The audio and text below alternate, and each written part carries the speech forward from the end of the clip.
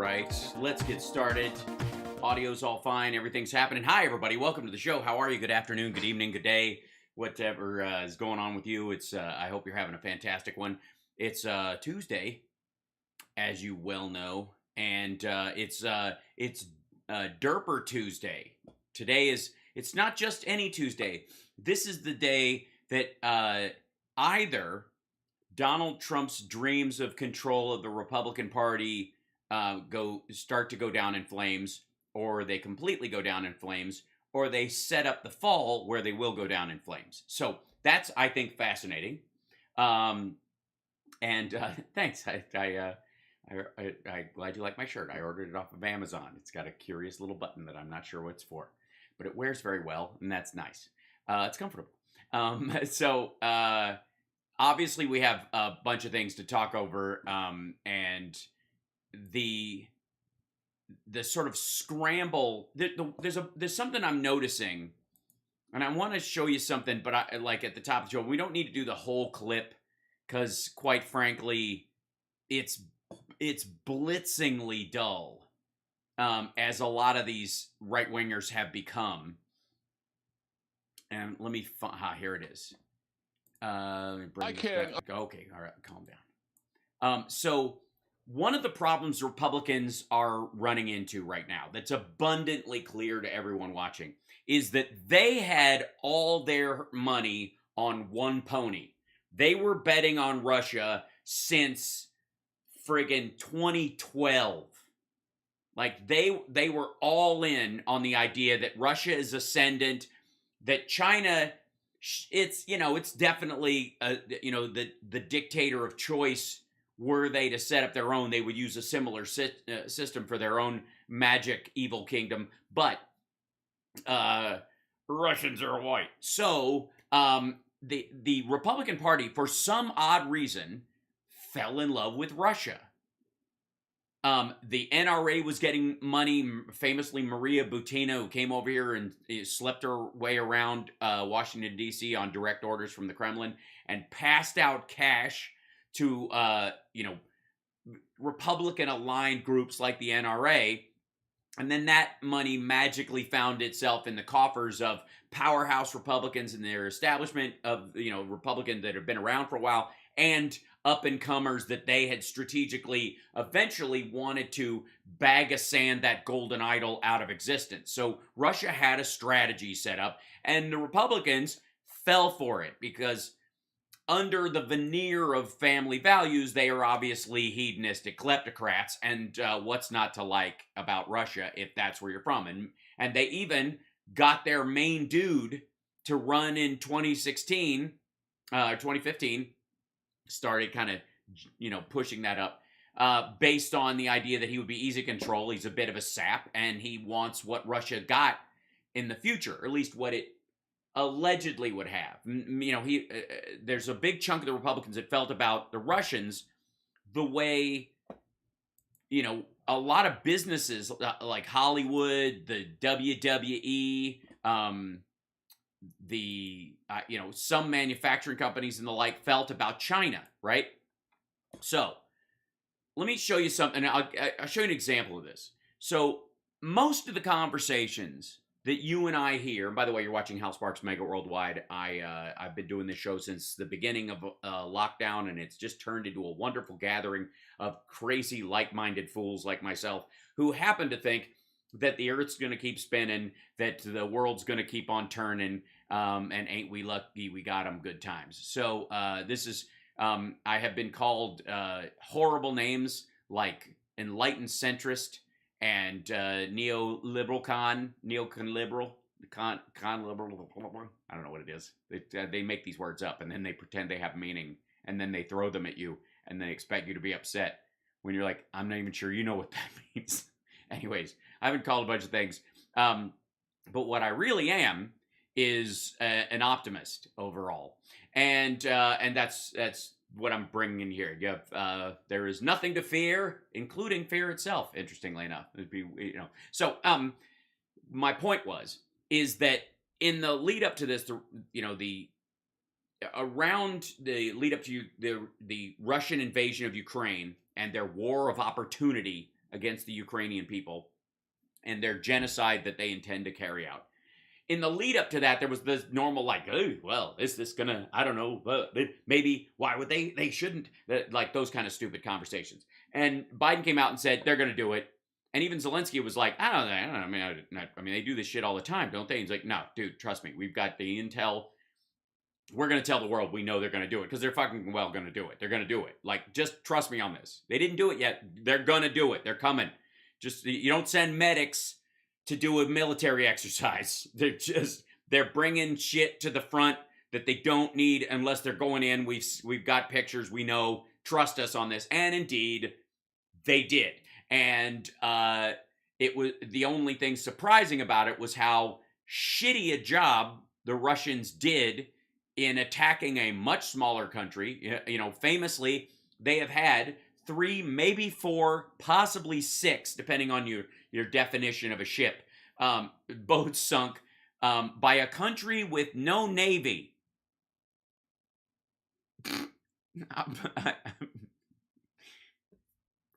Run that, yeah. Think about that for a second.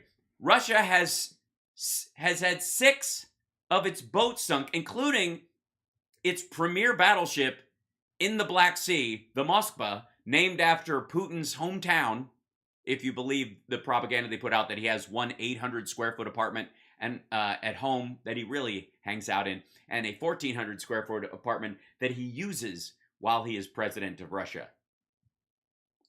He makes $140,000 a year. Anyways, he's got a ship though, and it's the Moskva, and that's the one that's kind of his like flagship super ship. And the only argument is whether the Ukrainians sank it or whether Russian incompetence sank it. And they've decided to go with Russian incompetence.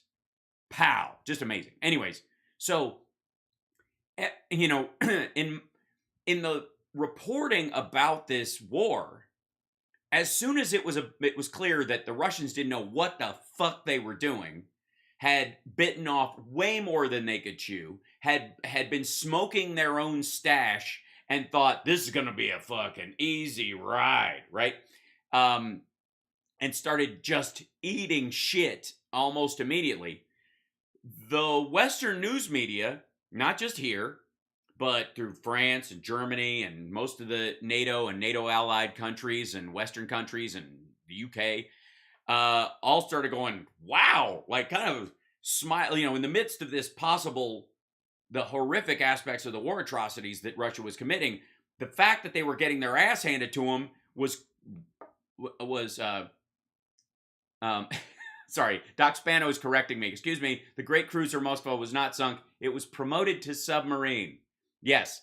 And if it plays its cards right, it'll end up a reef. Now, think about the coverage that you've seen, not just here, but on your favorite, you know, regular channels that you watch. I'm not talking about the stuff you hate watch. And trolls, you'll have to invert this. You'll have to earn, you know, I know you hate watch me. And thanks for being here. But when you're watching the shit you like, this will be inverted. That when you watch MSNBC, CNN, any like C-SPAN conversations about it in most situations, people are pretty excited about the potential to finally have Russia, that's done their adventurism in Chechnya and in Georgia and in Ukraine, and then as soon as they got into Ukraine, he's talking about how they're going to have to denazify and de-Ukraine the whole place. Like, that's not an identity and it has to be wiped out. That's a genocide, and they just announced it.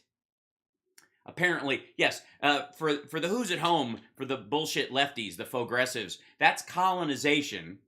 And you can call it modern colonization if it makes you feel better, but it is nothing short of old school, this is a bunch of savages, we need to wipe them out bullshit that you used to decry, you used to care about. But when Russia does it, all of a sudden you're whatever. Okay, so, but most of the people you've seen covering this in the organization, in the shows that you like, more than likely, they're very excited about the positive turn this has taken, that Ukrainians, using gear given to them and gifted to them from the United States and other sources, their soldiers, their people, are using these weapons to drive the Russians out and are ultimately going to reclaim all of their territory back. Mark my words. Now,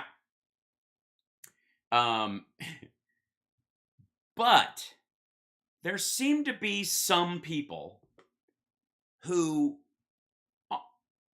I don't know if it was because they were part of the Trump administration, or they, they had their eye on this nice little villa in Sochi that they were going to get as like part of their retirement plan, or they had investments in Russian oil and gas, and they were counting on China ascendant would need all this fuel to run the world, and they would suck up and get close to that organization by helping Russia float. And they don't seem particularly excited. And I'll show you what I mean. I want you to understand that what interested me in this clip is, this is General Keane, this guy that Fox Business has on all the time. This is called "What the Ukrainians Have Achieved Is Nothing Short of Remarkable." Well, that's a very inspiring title, wouldn't you say? And one would guess, perhaps, that the people involved in this clip might sound kind of happily amazed that the Ukrainians are doing well. Let's see. All right, one thing's for sure, Ukraine's winning. Russia One thing's for sure, Ukraine's winning. is losing. And some interesting press reports that there may be splits in the Kremlin. Who knows? Who knows? There some interesting reports of the, I don't know. Anyway, here to talk about it is our mentor, General Jack Keane, retired four-star general, Fox News senior strategic. Now, does this sound like Fox is just, because Fox Business needs to cover this, that they're bringing Keane on and Kudlow is not interested? Analyst and chairman of the Institute for the Study of Wars. General Keane, welcome back, sir. You probably saw this. I just want to check it with you.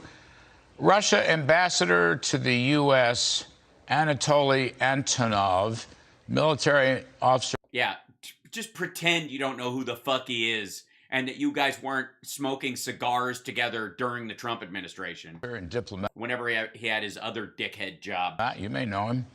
Anyway, he's on state-run Russian TV. This is Russian TV, and he said Americans are pushing us into negotiations with certain conditions, and he mentions three of them, General Keane. First, stop military action.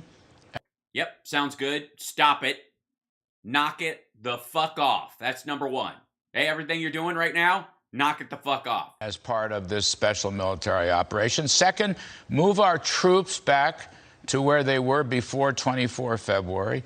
And third, of 2014. Repent for everything we have done. I love that, repent now. But these kinds of rumors are spreading, splits in the Kremlin, Putin not well. What do you make of it, General Keane? Could you be less interested? And understand, this is verge of World War III conversation on Fox all the fucking time. That we're fucking around with a nuclear power. They're gonna drop us. Like, if you even push these fuckers, they're gonna launch the missiles and they're away, hallelujah. They've got their own Martin Sheen, who's, in the dead zone, whatever. That's what they talk about all the fucking time. About, like, you better not fuck with Russia, because they're gonna knock you on your ass, and they're tough guys, and they know they've got real leadership. They're macho. They ride bears bareback with their penis out. I don't know how that works, whatever the pictures are. I don't even want to look. But now they're getting their ass handed to them by a bunch of upstarts that, by the way, all of the Trump cabinet, including Kudlow, banked on getting fucked during the Trump second term. They were teeing up Ukraine to get capsized, decapitated essentially, by Russia. They were everything that we're doing that's supporting Ukrainians, that's giving them a fighting chance. None of that happens if Trump gets in a second term. All the rest of it was going to happen. He was already planning this shit. He even announced a bunch of it. The same stuff he said in the speech before they launched the invasion last year and a half ago when Trump was still fucking president. This was all going to happen. The only thing that wasn't, the only thing that's different is Biden's in and we're sending them a shit ton of gear. And the only person left to stiff arm it is Rand Paul. But this fucker was not only betting on Russia, winning this situation and becoming a primary dominant, gas exporter throughout, Europe, and having kind of a stranglehold where they could use it to like squeeze Russia, like two dictatorships from either side, which is basically where Zelensky found himself before the election. Like, they were banking not only on the rise of Russia, but Ukraine getting absolutely screwed in this situation. You make anything of it, sir? Well, certainly, it's not surprising that there'd be some discord given what's happening to the Russians. Discord. These last few months. I mean, it's totally unexpected on their part, and most of the rest of us fairly surprised as well. But look what's happened. I mean, they've lost a battle for... Look, he's trying to put a positive spin on this. Like, look, like we thought they were going to get fucked, but it's actually working. Look at Kudlow's face through this whole piece. Kyiv, which was their major objective. They're losing the battle for Kharkiv, the second largest city.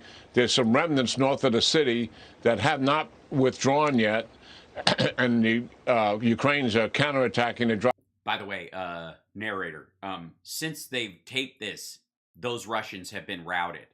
The Ukrainians have pushed back all the way to the Russian border. Them out of there. And their second offensive, the Donbass, which was their major objective that they wanted to accomplish in so-called second phase of the war, has stalled out somewhat. They made some progress in Luhansk Republic, but not in the Donetsk. So here we are at a point, I think, where the Ukrainians, within the next few weeks... And by the way, most of the pictures I see of this definitely have the Russia parts in red, right? The interesting thing about the graphics on Fox is every time they show Ukraine, it's this kind of like urine yellow color. Like it's kind of this muted, sad yellow. We'll have an opportunity. Everything around it is green and happy, but there's this big stain of piss in the middle of Europe. To conduct a counteroffensive, not just a counterattack, but a counteroffensive to drive the Russians out of the territory, particularly in the south and east that they've occupied. I swear to God, is it just me? Like, Kudlow looks fucking miserable during this conversation. This is all good news on all fronts. These motherfuckers were sending in, like, rape squads of Chechen soldiers. They were digging mass graves. The people in Mariupol just gave up, but they held thousands of Russian soldiers down there that could have been fighting in the rest of the country just because they were, like, they were able to hold back on Mariupol, keep these people from taking it for this long until the reinforcements arrived, where they could actually leave now after the rest of the place has been destroyed, and Russia's not going to destroy physically any more of it in any major way. Now that like the howitzers are making it to the front lines, the Russians don't get any benefit from claiming Mariupol, and the people who were in Mariupol fighting and holding them there kept them focused on that area for a fucking month and a half. And that opportunity will be there. And it's really very important and critical for... I don't know if he's falling asleep or he's drunk or he's just like going to throw up. For the 40 nations that said they were going to help the Ukraine, led by the United States, continue to provide the support they need, because this is obviously a huge opportunity. This will not be easy, Larry. This is not foreordained or anything like that, because the Russians will be on the defense in some of these cities, which favors the defense.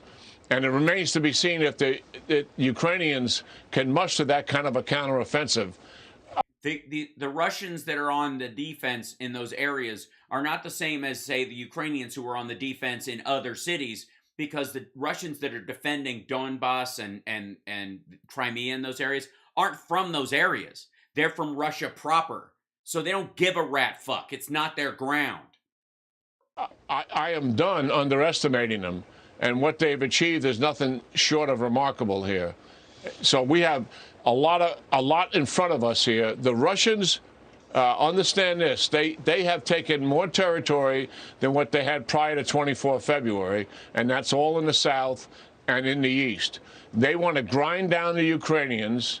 At some point, they believe that there'll be Ukrainian fatigue in the West in terms of providing arms and enforcing sanctions, and all of that will be to their favor. For the record, just in case you don't know, so far, including the 33 billion plus to up to 40 billion that we're providing both in humanitarian aid and military assistance to Ukraine, and the extra like 13 billion we've given them already since the beginning of the war stacked together, the Russian yearly budget for their military is $46 billion. The Ukrainians currently are spending the same amount of money, or having it spent on their behalf, just from America, as the Russians spend on their entire military. Now, a lot of that, half of it, a little more than half, is going to humanitarian aid for displaced Ukrainians. But because they failed in Kiev, a lot of those people are coming back to the country. They're not staying out of the country.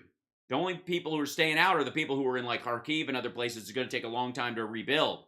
But a lot of those people are moving back home, and that reinforcement, that money can go to something else. But it's the same amount. It's almost 1-to-1. And that does not include all the stuff that's included from the, France and Poland and stuff that they're giving them, and the Lend-Lease program, which just started. The Russians were freaking out about that today. Time is on their favor as far as they're concerned. They may go to a ceasefire. Ukraine, I don't know why they would want one under the current circumstances, but the Russians may do it because it freezes the Ukrainians from conducting a counteroffensive. Yeah, that's under the premise that anybody would accept a ceasefire from Russia right now. You'd be an idiot. That would be a horrifying mistake. Hype train. Look at the hype train flying today. Thank you guys so much. Shadow Woman, thank you so much for gifting the subs on Twitch. That's amazing. Don't forget to like and subscribe. Super chat if you can to support the show. That really does help. It really, really does. It really, really does. Also, Venmo is right there if you want to support the show and you don't like all these other things. And thank you, my eternal gratitude to our Patreon folks. I'm going to be in San Diego this weekend. If you're in the area, you can come and bring a guest for free if you're a Patreon supporter. And it's because of you that the rig that I'm taking with me to do the show while I'm there is getting better. So it's not quite there yet, but we're putting it together. I'm putting a fairly decent kit together so the show maintains quality. The only thing I have to get is a good pop-up green screen, but work with me. Give me some time. All right. And enables the Russians to reposition and rebuild their forces. So yes. By the way, you'd be an idiot to assume that a ceasefire from Vladimir Putin that he agrees to is legit in any way at this point. Because effectively, that's what they did after 2014, and they continued to try to push further into Donbass since then. A lot of momentum here on the part of the Ukrainians, and we've got to see if they can really mount a counteroffensive in the weeks upcoming and be successful to dislodge the Russians in the southern area. It is reported, sir, that Russians have lost 1/3 of their army in Ukraine. I find that remarkable, and to me that dovetails into some of these reports, unconfirmed to be sure, that there are now splits and divisions in the Kremlin. What you make of that? What you make of that? It's like have you ever seen someone begrudgingly report news like this?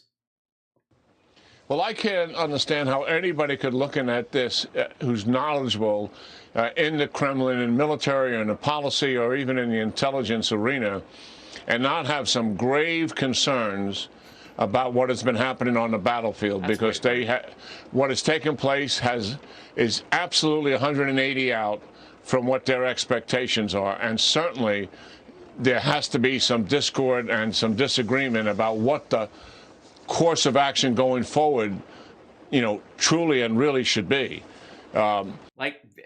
This General Keane dude, who's I guess a regular on Fox, is trying his best to actually be kind of excited about this. Like, he's impressed with how the Ukrainians are doing. He definitely, whether he says it overtly or not, supports what Biden is doing, both with NATO and support directly for Ukraine.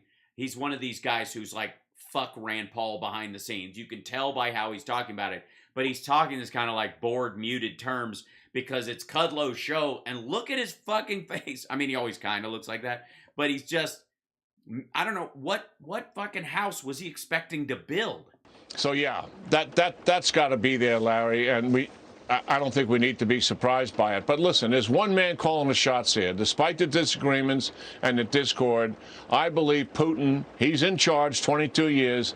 He is determined. I believe in his mind, Larry, that he still has aspirational goals to attack Kyiv at some point, maybe months later. Look, and that's the moment that fucking Kudlow wakes up. Yeah, he could take another bite out of that shit. Maybe years later, and topple the government in the country. I think in the back of his mind, he hasn't given up on his objectives. So I believe he's determined, he's committed, and that's what matters, not the disagreement that's going on around him. While that's certainly relevant, I don't think it's decisive. Well, Putin may have achieved another very important strategic thing, and that is not only has he brought NATO together, not only has he strengthened NATO, but he's expanded NATO. So you've got Finland and Sweden coming into NATO, and Senator McConnell, who was just over there, saying that votes to expand NATO could happen very, very quickly in the Senate. Yeah, this is a stunning reversal, Larry. I mean, think about this. I mean, Putin went into Ukraine, conducted a... All right, anyways, you guys get the point. This just fucking gets... Think about how gigantic... Like, Sweden reversed like 200 years of neutrality to finally join NATO because they don't trust Russia to not try this bullshit in Finland and then come for them next.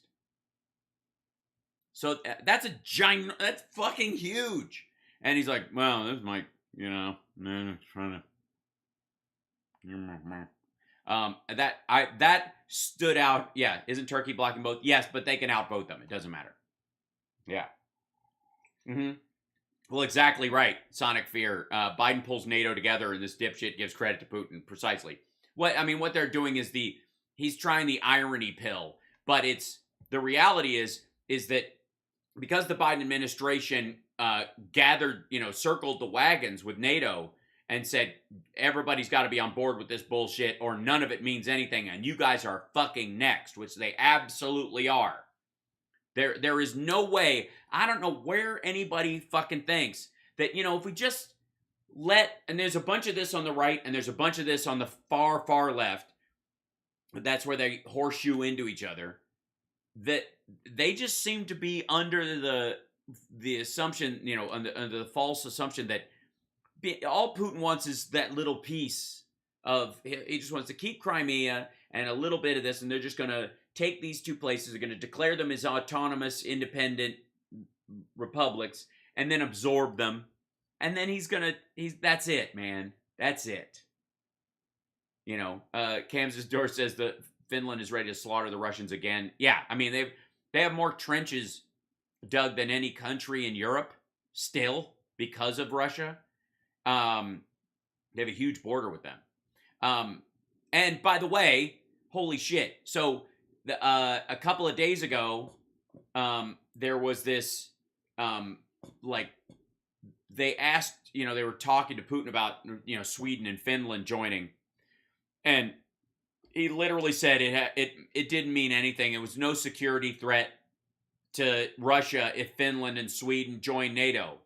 Well, there goes the whole fucking, it's the NATO expansion that caused him to attack Ukraine in the first fucking place. Finland has a bigger border with him than Ukraine does by a little bit.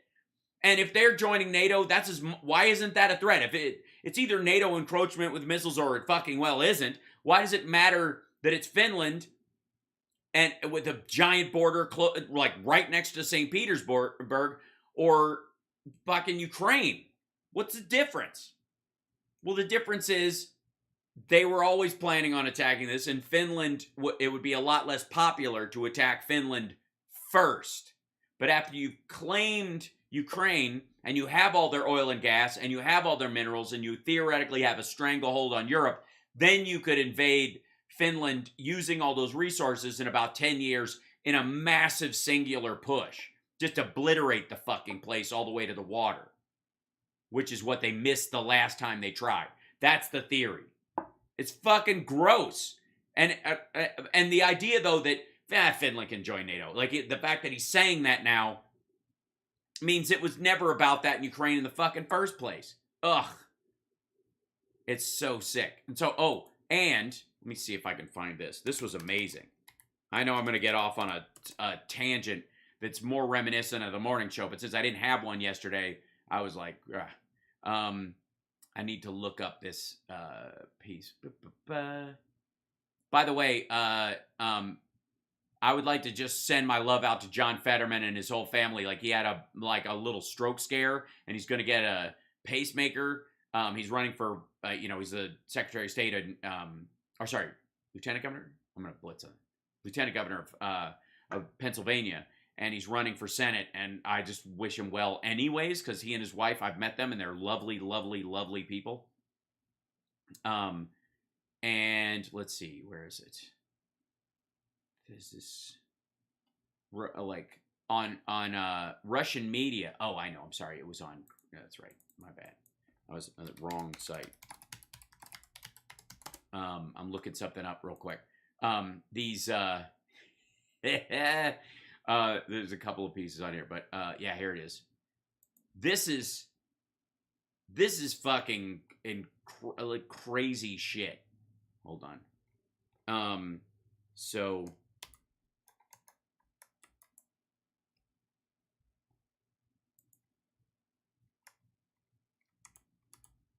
here we go. Let's see, blast this. So this is Russia has this. I don't know if you guys have seen some. I'm sure some of you have seen it. Russia has this like round table.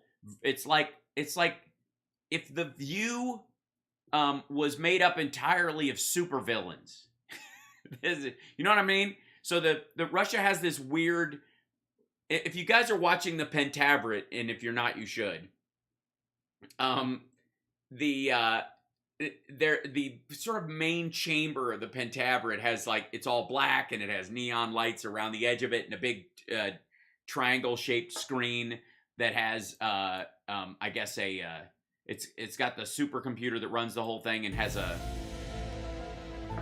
that kind of thing going on. And in that it looks like this. It fucking well looks like this. Have you guys seen that?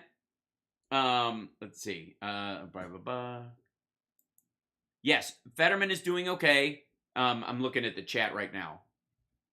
Putin's military is so old school. It's back in the 50s where you blow up towns and they just kill everyone. Exactly. And it's terror based because they figure you'll fold if they're more vicious than you. And watch what this dude says. So this dude comes in and he's a retired Russian colonel, and he starts talking about how there's a huge difference between like Ukrainians that just pick up arms and run into battle versus Russian conscripts that are forced into fighting for the country. Because they're kind of, the conversation right before this is they're talking about the training schedule to build up an army. And the fact is that though there are only about 250,000 what would be professional soldiers in the Ukrainian military, which is twice or almost three times as many as they had back before 2014. They could bring as many as 1 million people to the front lines very quickly. With those 250 in support, those guys could be running the big stuff, and then you could literally have, troops, as long as they know what they're doing and they've got good communication, they can just say, okay, everybody run forward, lay down, fire. These guys will swap out. Like those kind of war games, they started training people with that shit as Russia started amassing troops. And as this has been going on, that's become increasingly serious. And even the soldiers that were fighting around Kiev have been flown to Poland, taught how to use a lot of this US gear, flown back home. The stuff arrives on a train, they pick it up and go with it. And so the difference is, what they're talking about is Well, we're sending people, basically green recruits to the front lines, and they're sending green recruits to the front lines. So shouldn't our guys, since we have technically more professional soldiers than they do, shouldn't we be kicking their ass right now? На любое дело все-таки надо смотреть в целом с общестратегических позиций и желательно с учетом ближайшей исторической перспективы. Но для начала должен сказать, что не надо пить информационные успокоительные. А то иногда распространяется информация о том, о каком-то морально-психологическом надломе в вооруженных силах Украины, что якобы там чуть ли не близится настроение к какому-то перелому и так далее. Все это, мягко говоря, не соответствует действительности. Конечно, есть отдельные частности, пленные подразделения некоторые, но это частности. А смотреть, как мы только что говорили, надо всегда на дело в целом. А в целом дело обстоит так, что в принципе... которые определяют то, что происходит в целом. И если уже несколько частей объявили об отсутствии финансирования, оружия, то это тоже имеет значение, тоже нельзя оставлять за скобками. Безусловно, но ситуация с общестратегических позиций состоит в том, что вооруженные силы Украины могут поставить под ружье 1 миллион человек. И они об этом сами говорят, что для нас никакой сложности в том, что мобилизовать 1 миллион человек, нет. Весь вопрос состоит в том, насколько они смогут обеспечить эту армию современным вооружением, военной и специальной техникой. Собственными силами они, конечно, ничего не сделали, но учитывая, что вот-вот заработает Лend-Lease, сопротивление одного единственного сенатора будет преодолено. И учитывая то, что в полном объеме заработает европейская помощь, так что вот миллион вооруженных украинских солдат, вот это надо воспринимать как реальность ближайшего времени. И это нам надо учитывать в своих strategic calculations, что ситуация в этом плане для нас будет откровенно ухудшаться. Теперь, что касается разговоров о вступлении в Североатлантический альянс. Look, and by the way, she's not having it. She's in charge of putting lipstick on this pig. How many professional soldiers in the army? Украинская по-прежнему. Профессиональная. Те, кого мобилизуют, тоже... Mobilized soldiers might not be very good. She means just like Ukrainian citizens might not be very good. себе контингент. Дело в том, the point is that the level of professionalism of any army is determined. Уровень профессионализма любой армии определяется не not by the recruiting of contract soldiers, а уровнем but the level of training of the troops. Выучки личного состава и and его морального its настроя, its morale and readiness to spill blood for the motherland. This is what decides the level of professionalism. And a conscript army can be highly professional. That means the Ukrainians, because they may not have like long-term skill of like lieutenants in the field, but they're protecting their homeland. This is exactly what Philip Ittner is always talking about. The level and method of recruitment doesn't matter. Never determines the level of professionalism of an army. This dogma is very strong in the heads of some of our political experts who think that a contract soldier must be a professional. Not at all. And the desire to defend their homeland, as they understand it in Ukraine, it very much exists, and they are ready to fight until... And she goes, by professionalism, we mean the desire to die? This is what it is. Like, she's trying to paint the Ukrainians like their desire to fight for their country. She wants to paint it as die for their country. Sorry, I'll bring this down a little bit more. I'll just mute it in here. It's a little bit, it's kind of fun to hear a little bit of it, though. I'm trying to bring it down a touch. But she's like, professionalism, we mean the desire to die? So it's painting this idea that Ukrainians are on a suicide mission. They're basically suicide bombers for Nazism. That's the way she's trying to drive it. He's not having it. Watch this. I wouldn't put it like this. The desire to die for your country. No. To fight for your country, dum-dum. They plan on living. They're willing to die. That's different. The desire to die is what you're insisting your soldiers have. The willingness to die is wholly different. It's professionalism. The willingness to die. She's like, this isn't professionalism. But it is the integral part of high combat effectiveness of any army. One of the most important parts, as the scholars of Marxism and Leninism once said, and they knew what they were talking about here, ultimate victory on the battlefield is determined by the high morale of troops who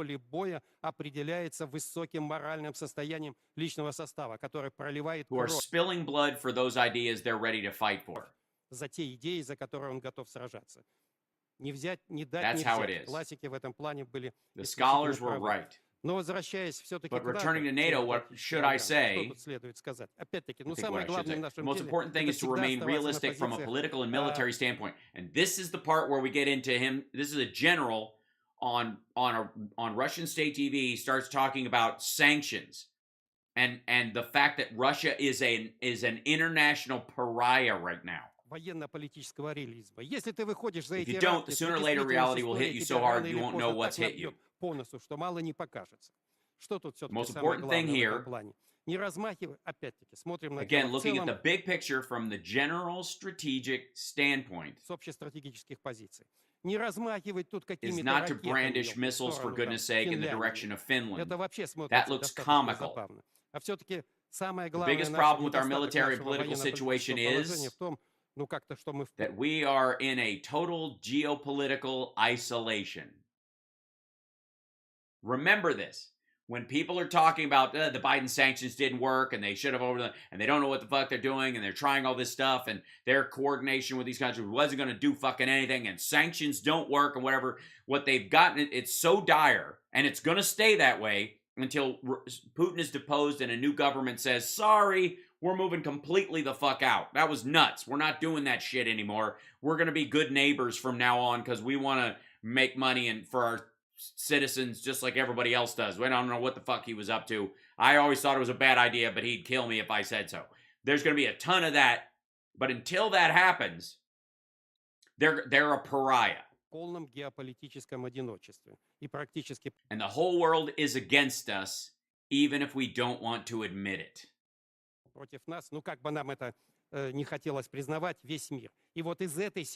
We need to resolve this situation. That's more important than Ukraine. We are in total political isolation, and the whole world is fucking turned on us, and we got to fix that. Like the missile shit, the Ukraine, the land there is not important. What's important is we're a fucking island now with nothing. This is the task of the military and political. Okay, and this is it. And who do you suggest making friends with and at what cost? Why don't you consider the Chinese representatives of the civilized world? Oh, she's painting him as a racist right now. Hey, kiddo, I got news for you. I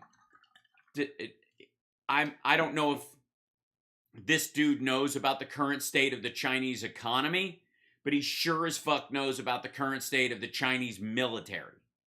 And what he's going to say amongst his friends, more than likely, if he considers himself, a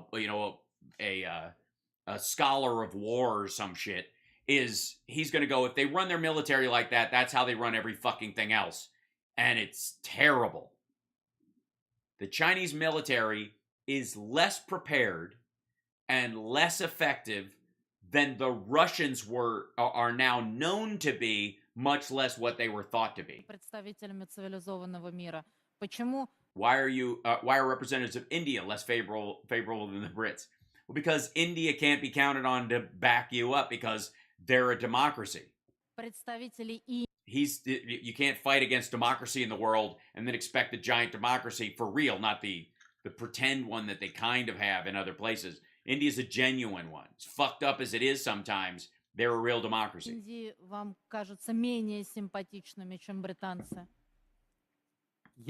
I'm looking at the big picture. Here's why.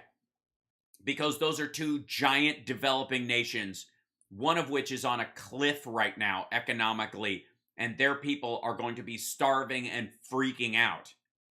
You've already got a border dispute with them. And India won't have anything to gain with a friendship from Russia if the U.S. and others start brokering a deal between them and Pakistan or those kind of things. Я тоже в целом. Те, кто за нас или There are more people who are for us or who stay neutral. сохраняют нейтралитет, их больше. Yeah, it's just none of them have the money, the gear, the tech, the people, the tourists, anything you want. Если их по головам посчитать, чем представителей More агрессивного people in the aggressive West, which is completely hostile to us. разумеется. We weren't, we weren't like 6 months ago. We thought your leader was a dick, but we weren't hostile to the country as a whole. Максимально недружественного нам Запада. Но согласитесь, что But you agree this situation is not normal. не является нормальной. А что касается As far as Индии и India and China Китая, are о которых вы concerned, говорили, то их поддержка their нашей support for us стране не является isn't so unconditional. прямо уж такой безусловно. И опять-таки. Но мы же понимаем, что нам But we не understand that we оставили had no выхода. choice. Yeah, look at him. He's like, I see. All right, I'm basically trying to run my projector through a prism. Еще раз задаю вам I вопрос. ask you again, is there any chance of being friends with London? Is there any Есть варианты desire, подружиться с Лондоном? Есть, может быть, желание после всего сделанного, after everything that's been said and сказанного и done, предпринятого? by you guys? Fuck off. Нет. No. Но тем не менее, Nevertheless, the situation ситуация cannot be вот эта considered нельзя normal. признать нормальной складывающей. Когда против нас When against us is a практически, 40 coalition of коалиций 42 40 countries, стран, all of which, by the way, make up the 80% of the world's economy by themselves. а наши возможности и в военно-политическом, и в военно-техническом Мгм. плане, но все When our resources, military, political, and military technical, are таки limited, ограничены. which apparently is adding military to political and technical is a Russian thing. That's fascinating. Это As a такую hyphen. ситуацию, нельзя признать нормальной. И из нее в любом It's not normal, and one way or another, we must случае resolve нам this. надо выходить. То, что сейчас Few происходит people call нормально, what's happening normal. мало кто считает, называет, но еще раз I repeat, говорю, we это were forced to do вынужденная мера. this. Yeah, you totally were. You were forced to do this because of NATO expansion. На кону наша Our very existence is on the line. Look at him. He's like, I don't think so. существование, сдаться не представляется Surrender is not возможным. possible. Найти общий Finding a язык common language with those who want us to disappear. Who the fuck wants Russia to disappear as a culture? Like I swear to God, like there's a level of like the one thing I was struck when I was in China with more than anything was the kind of overall low self-esteem of the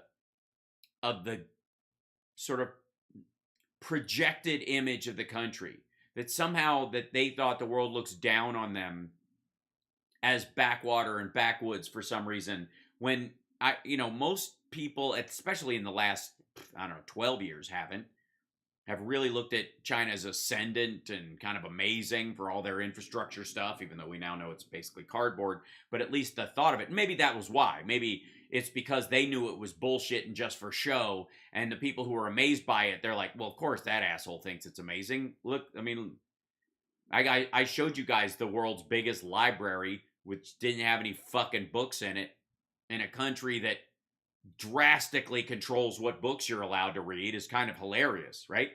But it was sort of a more of a depressive attitude that the world thinks we suck.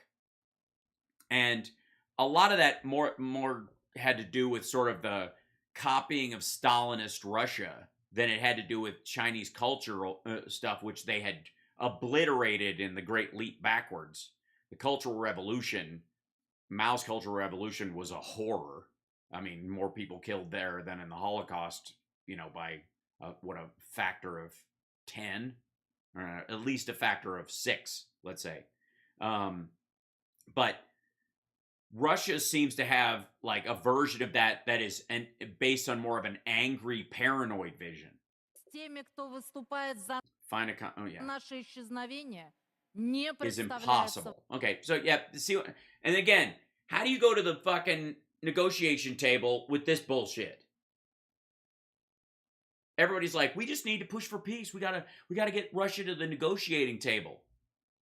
They like, this is the nightly like news gathering show. This is the highest rated show, if they have ratings at all. It's the highest propagated show there, which tells people what to think.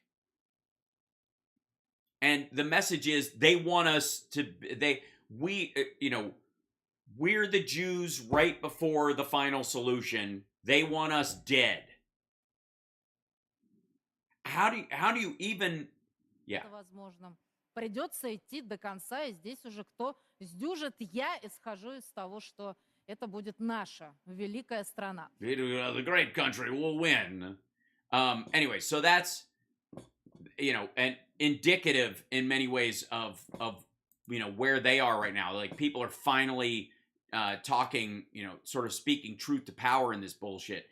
And there have been these reports that pro-Russian bloggers, like who do, video blogs, even inside Ukrainian territory, and some of them as far in as Kharkiv and other places, have started criticizing Russia's failure because they watched it happen. They basically watched the cavalry start to arrive and then immolate themselves and then fall back and disappear. And they were like, fuck, I was counting on a sweet job after this was all over, right? And so they've started, complaining about this. Well, one of them that was in the Kharkiv region was murdered. And the Russians were saying this pro-Russian blogger was killed by the Ukrainians just for espousing, his belief in Russia and his support for just for his words, the Ukrainians murdered him. When in fact, he was sort of doing just fine, even though the Ukrainians were against it, until he said something bad about Russia, and then he ended up dead. Yeah. So, anyways, good times. The fallacies and reacts to you communists. Suze, I think so. I don't have the hold on, let me put my chat up in here. There's just so much to talk about today, and I'm, there you go. Let me get my chat rolling so I can see you guys. And there we go.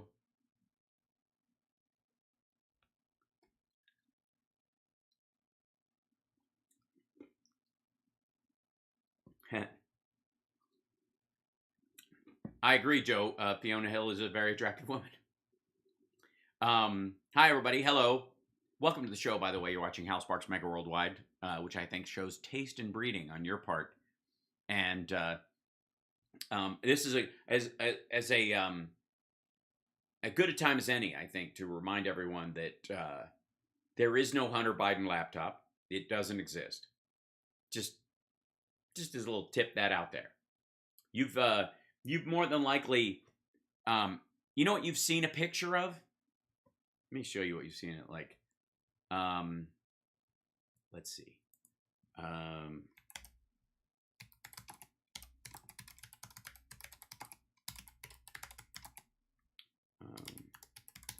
me show you how bullshit the Hunter Biden laptop story is. You wanna know just how much bullshit it is? I'm gonna show you a picture of something. Here you go. This should do it. What you're looking at here, and here, and here are boxes of classified records that were kept in the residence at the White House, taken to Mar-a-Lago illegally, and then Trump spent 14 months fighting their return.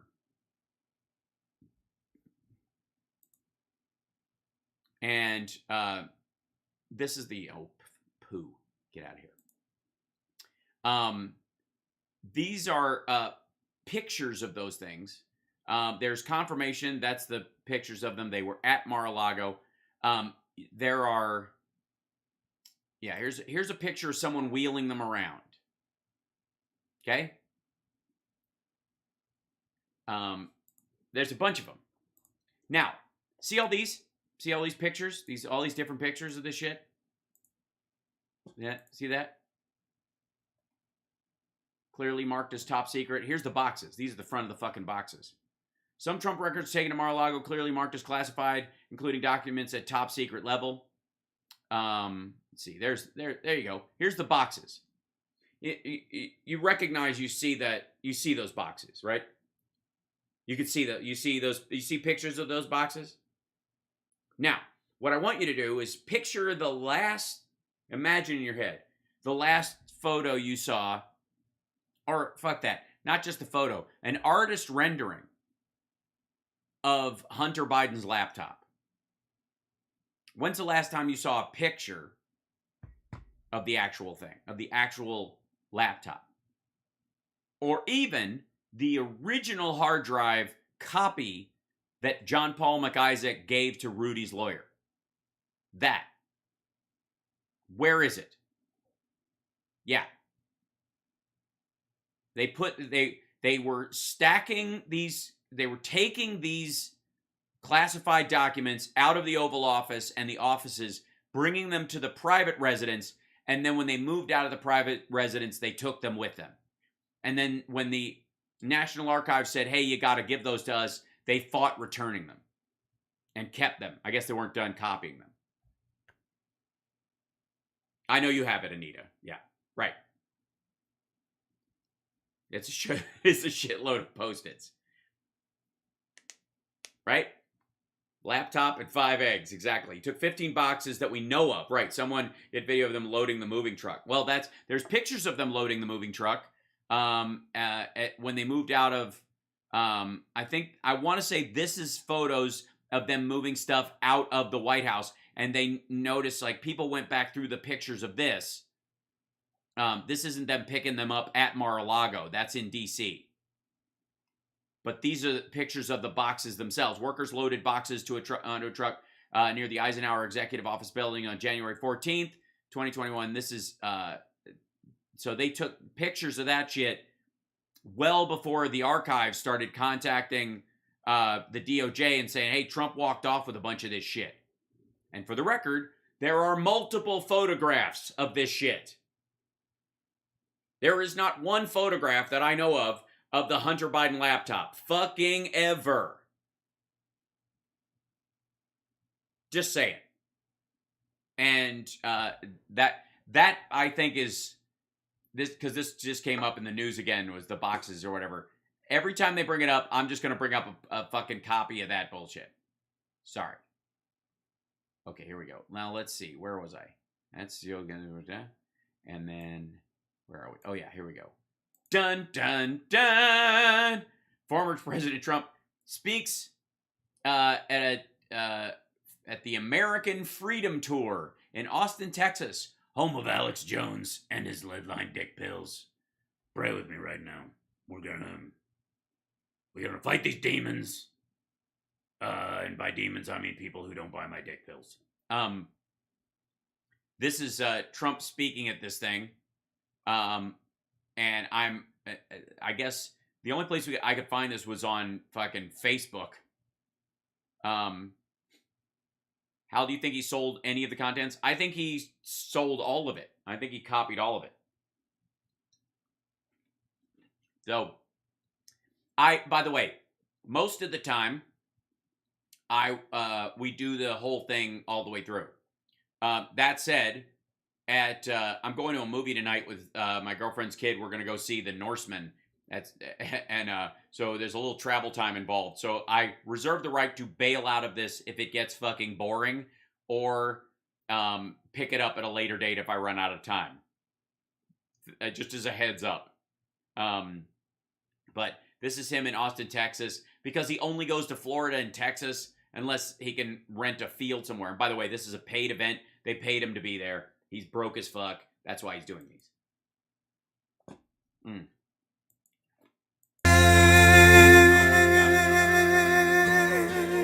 my God. Thank you. Wow, that's just a pure feed of the song. Clap, clap, clap. I just wander around. They forgot to run the song at the hello boink. Hey, clap, clap, clap, clap, clap, clap. Yeah, clap, clap, clap, clap. Hey, you, clap, clap. Gotta go up here and remind everyone that I lost Yeah. Okay. The song's not done yet. I should have waited backstage. Thumbs up. Anybody want to thumb up their bum? Yeah. Okay. Great. Thank you. Christ, what kind of Hitler bullshit is this? Good Lord. Okay. Yeah. Oh, they missed him. Oh, there he is. Ah, you lost him. That's the problem with the fake news. He's not going to be able to, like, do that. They turn off those cameras bullshit and the crowd goes all the way back to whatever. Oh, somebody's taking a picture. All right, get up. Okay, I'm ready. Turn this song up. Don't, you're going to, the photographer's right behind you. He's just shooting a picture of your ass right now. He's squatted down. Where'd he go? It was like a magic trick. He just crawled up Trump's ass and disappeared. Oh, look, they got oh, Jesus Christ. He's just going to stand. Blow the smoke, because it's great. Okay, the song's got another verse. Okay. Jesus Christ. What is that? Hey, I got to wait till the song's done. I mean, it's only professional. Hold on. Thank you, Austin. Thank you very much, and thank you for being here. And I just got to hear my son. I don't hear him too much speaking. I think he did. I don't hear my son speaking. We're that close. Did a very good job. Where is Don? Yeah, I think that's a question he hardly ever asks. Come here, Don. Come here. You can't give that kind of a speech before I speak. They'll say the father's a stiff. I don't want that kind of a speech. It's too good. Anyway, hi.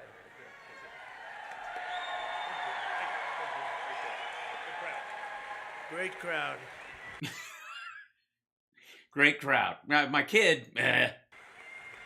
I'll tell you, he loves the country. You can see that enthusiasm for our country. That's what it's all about, right? Enthusiasm. Yeah, it's there's a I think chemically it's just cocaine. And there's nowhere, speaking of enthusiasm, like Texas. I love Texas. I love Texas. Yeah, I don't have any idea how many votes I had to buy to win Texas this time. Fucking still, it was a... Remember, they said it's going to be a very close race in Texas. It's going to be very close. So he's against God. He's against oil. Don? You're talking about Biden now. Right. God, guns, oil. That's it. Yeah. I'm already bored. You know what? You're right. The old man's a stiff. And they said it was going to be close. I didn't think so, and it wasn't close. We won that race by a lot. But I'm thrilled to be back in the Lone Star State with thousands of hardworking American patriots who love our country, honor our history, and proudly salute he shit out the photographer just then. Like, he escaped. Our great American flag. I want to begin by thanking your terrific leaders here in Texas. They really are great leaders. They really are. It says leaders in the thing. Leaders is a word. Amazing people, friends of mine, but they're warriors. Right. Biden is Catholic and he's against God. Biden has literally gone to church every Sunday. He's gone to mass every Sunday since he took office. I mean, he goes anyways, but like the idea is it's just at a certain point you have to go like, look, I know you don't like the fucking guy. And you're a Republican for a reason, and you don't like Democrats. That's one fucking thing. But just, like, this is just goofy. Your governor, Greg Abbott, yeah, Operation Lone Star. It's great. You've only had 5 National Guard suicides so far, I think, and a bunch of them are losing businesses because they've been put down on the border to deal with a problem that isn't even theirs. Really worked hard. Yeah, he should try working smart. Your lieutenant governor, one of the greatest politicians I know.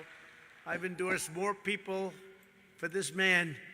He tells me we have a great state senator. We have a great land commissioner who happens to be here. We have a great everything. Everything's always so great. And yet, if they ever go, and yet the electrical grid goes down. They just had a murderer escape from a fucking transport, like an episode of The Fugitive, without an innocent man who's a doctor looking for a one-armed man in the bus. Against me, I call him up. I say, Dan Patrick, what the hell did you do? But you Lieutenant Governor Dan Patrick, Dan, what a good man. His son, by the way, did a fantastic job as U.S. Attorney. As U.S. Attorney. We have a wonderful man who I think is one of the best in the country, one of the sharpest, and he's a fighter like no other. He's your Attorney General, Ken Paxton. Your attorney. Good. Thank you, Ken. Great job. No, terrible job. Fucked up really bad. He led the Trump states that were voting against the certification of the election and brought it to the Supreme Court. He's the dude who fucked it up. He's the one, because he wanted to be the one to bring it. He's the one who like wrecked the concept of standing. Because at one state, and again, this would establish a federal system by which the elections would be controlled, something that they say that Democrats have been fighting for all these times. Instead of, we just want uniform rights for everybody. We want to make sure that everybody's guaranteed the right to vote and they have it available to them. A baseline quality standard, not how you fucking do it. But meanwhile, Ken Paxton puts this case together with a bunch of states and tries to sue the states that voted for Biden into basically rescinding the results of their election, which would require the SCOTUS to argue that the federal government does have jurisdictional control over the outcome of state elections. Yeah, Ken's got a big election. Get out there and vote. Get out. Why? I mean, it's rigged anyways, isn't it? I mean, the whole thing's like, how do you... What? Yeah, it's true. How do you vote for, why would you even bother? Out there and vote. I hear you're doing very well. By the way, I hear you're doing very well, but let's bring home the bacon, right? Bring it home. You don't, not bring home the bacon. The fuck? Ken, bring home the bacon, fry it up in a pan, and still find a way to pleasure your man. Bring it home. Yeah, bring it home is the phrase you're looking for. Ken Paxton, get out and vote for him. A friend of mine and a warrior for a long time. He's been doing this for a long time. He's a real professional. He loves your state. Representative John Carter. John, thank you. Squirt, squirt. Beautiful. John can, I'll jack John Carter right off of my chin anytime. Wife.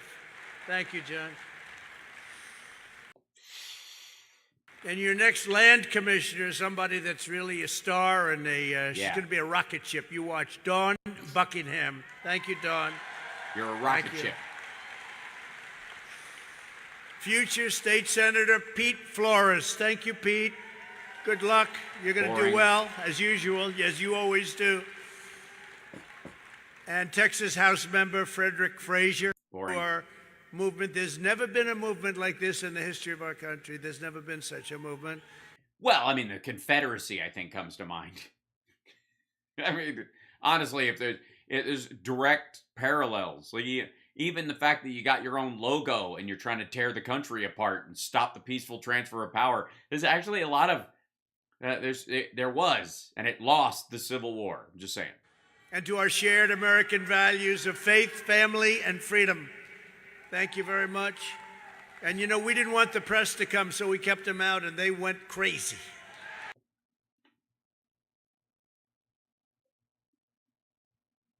I mean,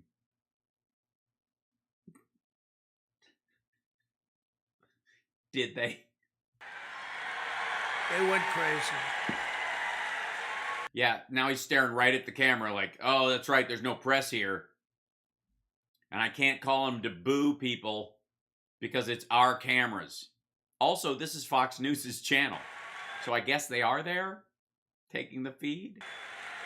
And I think they broke in because I see some cameras there. They always find a way, even if it's taking your cell phone. Yes, the big media has a way of breaking into your cell phone. They'll take your cell phone. They'll take anything. Yeah, they'll take anything. They'll take your notes. They hate me, but their ratings go down the tube, so all of a sudden they like you very much. Well, yeah, I mean, if it bleeds, it leads, and disasters always make the news. You know what I mean? You're basically like a slow speed chase with some maniac who might hit a busload of toddlers. So it's kind of riveting. It's not good though. It's like judging your country's GDP by the number of facelifts and tummy tucks it gets. Like, it's definitely a lot of money spent. I don't necessarily think it paints a good picture of your society, though. You know what I'm saying? Yeah. I actually thought they'd all endorse me because you see what's going on. Nobody's watching them anymore. Actually, they're doing fine. Ratings are the war. Interestingly enough, it's interesting that not doing well, which we happen to be very. He's talking about the Daily Show with Trevor Noah. Happy about, right? Over 4 incredible years, we accomplished more than anyone thought even possible. Together, we were Ultra Maga. They gave us that name the other day. Oh, they did? They gave you that name? No, they didn't. Barnett, the woman who's running tonight in the fucking race in Pennsylvania, calls herself Ultra Maga because Ultra Maga means MAGA without Trump. Hold on. Whoops.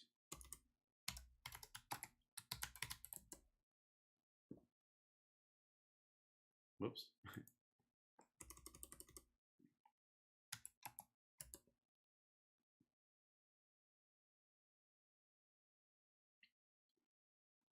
Yeah, here you go.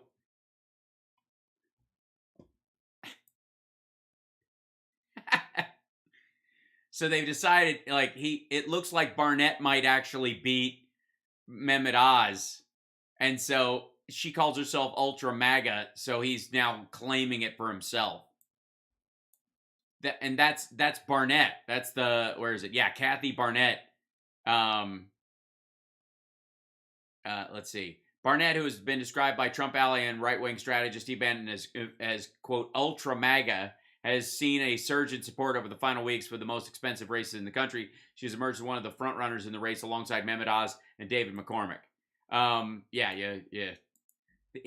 Basically, he knows that she's got a real shot at winning, and it's going to fuck them up if she does. So he's claiming Ultra Maga. If she calls herself that, that's us.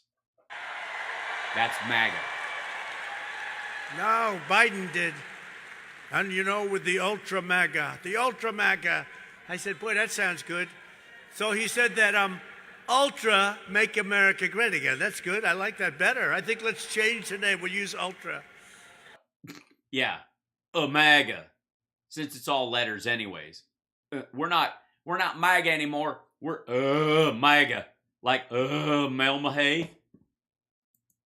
Melmahay. Hold on 1 second, if I may.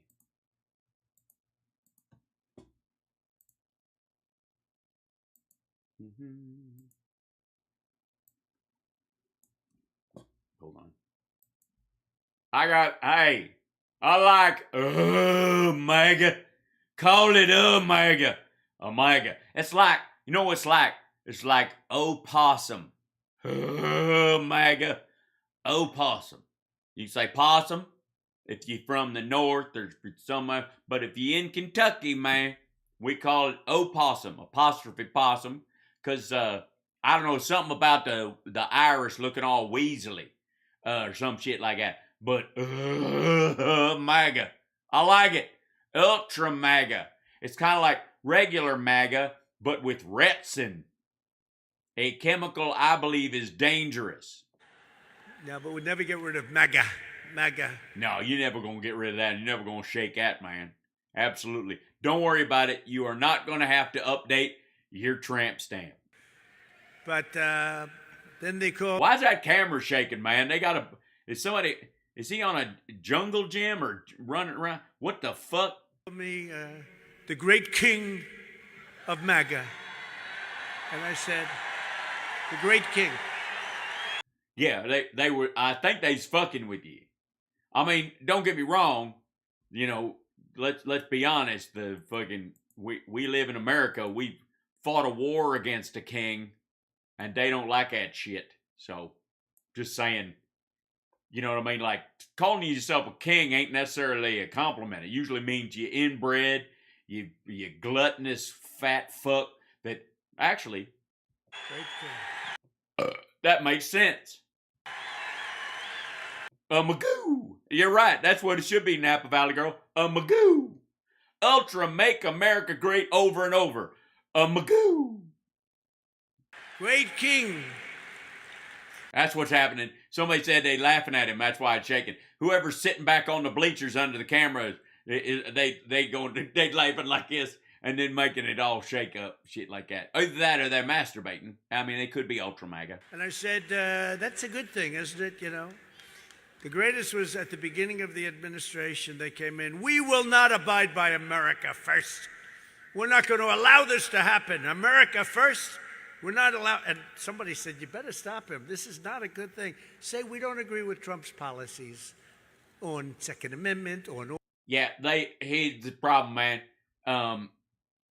Back there in like the 40s and the 30s, there was an America First movement. They was all Nazis. That's why they don't think it's a good idea to call it that. You know, that's why you can go with like American exceptionalism. I can't say it, but you know what I mean. Come on. Oil, all the things that you want. Okay, they don't agree with any of it. But you don't say, we disagree with America First, because that's not a good one. We have great names. I mean, think about it. It's MAGA, it's America First, and now I think we're going to go to Ultra MAGA. But as a result, Ultra Magoo. Our country was ultra prosperous. Ultra secure. Well, not from COVID, but I hear you. And ultra successful. The most successful our country's ever been. Not technically, but I mean, it's a feeling. Know what I mean? Like sometimes you're like, America just feels better with Trump in the White House. That's how I get it. You know what I mean? Sure, we had, like, he created half the number of jobs that, even before COVID, that Jimmy Carter created in one term, but it felt better. Remember, like, ooh, Carter, remember back during the Carter administration, you like see him on TV, he put solar panels on the White House, and you're like, I bet this Christian son of a bitch is going to be building houses for poor people in 10 years. He ain't no president. And ding. Most successful.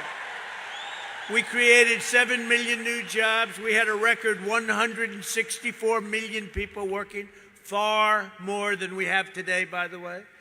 Well, that's because wages are up and people can stay home. Not everybody has to work. You know what I mean? I remember, one of my other favorite Republican presidents is George W. Bush, and he had that woman who had 3 jobs, and he was like, that's uniquely American. And I'm like, it shouldn't be.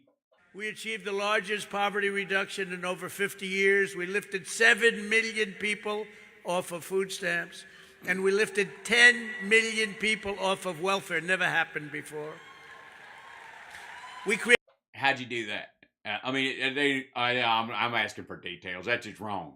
Created the greatest. Now, technically, do you count the people who died of fentanyl as being lifted out of poverty and into a cemetery? Economy in the history of the world, and we did it with no inflation, low interest rates, and cheap gasoline. Yeah, we got swamped by a fucking disease, and it crashed the economy entirely and had to be rebuilt, and you had no plan to get us and we were still in Afghanistan, shit like that. But yeah. Just when you guys were going out and buying those big, beautiful trucks, and now you have to go back to the Volkswagen, right? Not terrible. Yeah, yeah. You don't want to go, like, man, you got to turn in your F-150, get one of them sensible cars. Terrible. We passed the largest tax cuts and Wait a minute. For the record, isn't Volkswagen the one that got busted for lying about their efficiency? Am I drunk or... I am. But for fuck's sake. Regulation cuts in American history. With the help of Texas energy workers who are so incredible, we achieved American energy independence and even energy dominance. We were dominant. We were ultra dominant. We were wearing, like, for the first time in energy, we were not the ones wearing the zipper hood. In another year, we would have been bigger than Russia and Saudi Arabia combined. We would have been double their size. We got gas And now we are. Ta-da! Down to $1.87 a gallon. We rebuilt the United States military, $2.5 trillion, modernized our nuclear forces, and we created something called Space Force that turned out to be very, very important. It did, man. Cause I've been watching on the dark web, and by dark web I mean Rumble. And apparently, Russia had to invade Ukraine because aliens had taken over an underground former Soviet base, and they was using it to liquefy human babies and make milkshakes for lizard people. And and Space Force apparently I forget, they were using one of the medbed replicators or something like that, and they came up with a cure for lizardness. We stood up to Iran, Russia, and China like no president in history. Well, I mean, I understand why that was in the prompter. And I don't know, did you put these remarks together before February 27th? We destroyed the ISIS territorial caliphate. Well, then how did an ISIS-K suicide bomber kill 13 of our soldiers as we was leaving? We created peace in the Middle East. Yeah, we totally did that. I mean, fuck, man. If I need a nap, the Middle East is where I'm going because it's so peaceful. That's the wonderful, do you know the name of it? Go ahead. Abrams Accord. He forgot what it said. He needed somebody else to say it for him. Human cue cards. Don't be afraid to use them. Right. We did something nobody thought that was possible. Yeah, I didn't think it was possible to make people give a shit about countries that weren't fighting each other signing a peace treaty. It's like in the middle of fucking somebody, asking them to open up their phone and swipe right on you. We were going to have 12 countries within weeks of the election. Yeah, 2 weeks. I believe it, man. 2 weeks. Everything in 2 weeks. That's all it takes. If we didn't even have to give him a second term. We just need to give him 2 fucking weeks, man. All this shit. And then the election got rigged and bad things happened. And our country's going to hell. Our country is going to hell. Boo. Boo, rigged election. Fucking boo. We brought our troops back home from so many different places. Yeah, you didn't bring them home from Afghanistan, obviously. And the ones in Syria, he sent them to Saudi Arabia to guard the gas pumps. No, we have great soldiers. We have great soldiers. We have great generals. Don't go by what you see on television with the people that represent us on television. I don't even watch TV. I have somebody who tells me the news through interpretive dance. Great generals. What we did with Iraq was incredible.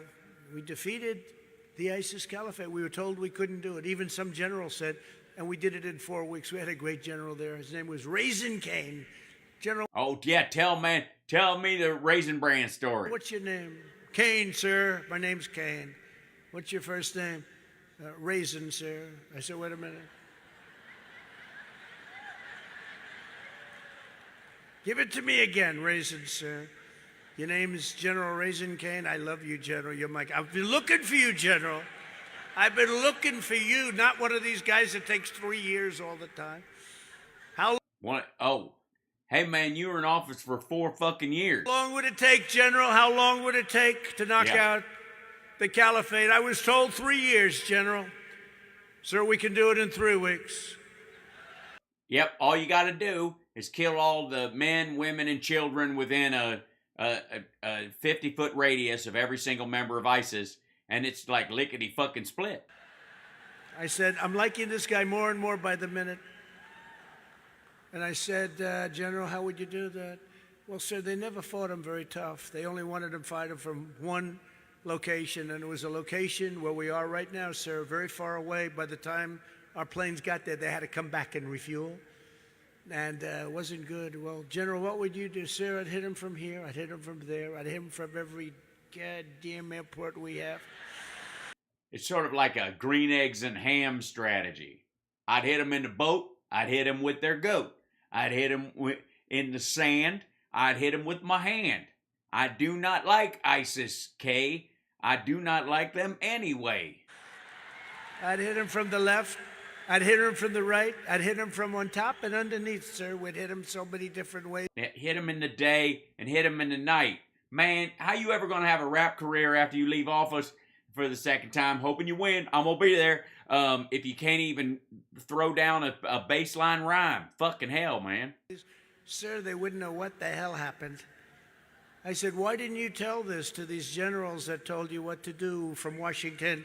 Well, sir, it's not our job to do that. It's our job to listen to them and do what they want to do. But did you know they were wrong? Yes, sir. But that's the way it is in the military. Yeah, that's right. We got an NCO class. And the fact that we have that is exactly fucking why Russia's, the fact that Russia ain't got that is exactly why they're losing the fucking war. You're not supposed to do that, sir. I said, maybe we're going to have to start changing that a little bit, General. So you mean they think 3 years and it would be hard to do, and you say you can do it in 3 weeks? Yes, sir, you'll have time left over. Sure. What now tell us what the plan entailed. I'm going to guess it was like aerial strafe abortions, if you know what I mean. I was in Iraq when this happened. We landed in Air Force One. The windows were all dark. The pilots are great. You know, they say the greatest pilots are the ones that fly Air Force One. And well, you'd hope. You know what I mean? You don't want a green recruit. You know, I was thinking about flying the other day. And obviously I've never been in an airplane. I just see them go over sometimes. And I was thinking how different air travel would have been if the Wright brothers had been conjoined twins. Because I got a couple of cousins, man, and they're joined at the colon. And I was like, shit, for one thing, the seating would be totally different. All of the different things having to do with presidential, including the helicopters. But they said, sir, you're going to have to close your Man, I love me a sir story. windows now, and all lights are going off on Air Force One. I said, wow. Wow. That's what I said, man. I was like, every time I tell that story, I was like, wow. I was like, wow. Why? We just spent $2 trillion in this area. We have to turn our lights off when we go in. What the hell kind of a job did we do? Well, we're going to be landing, sir, in 1 hour. I said, we got to turn our lights off. I never saw anything like it. This thing, they had it closed. They had every light off. You couldn't see anything. But I went up with the pilots. These pilots, better looking than Tom Cruise. Okay? No, they were. Well, in their defense, man, like he's fucking 59. I've had people tell me that if I flossed just a little more, I could have looked like him. I could have done been in a Tom Cruise look-alike kind of a contest thing. Like, looks like University of Illinois. See what I mean? Central Castle. You could put them in a movie right now. Nobody would believe they're from Hollywood.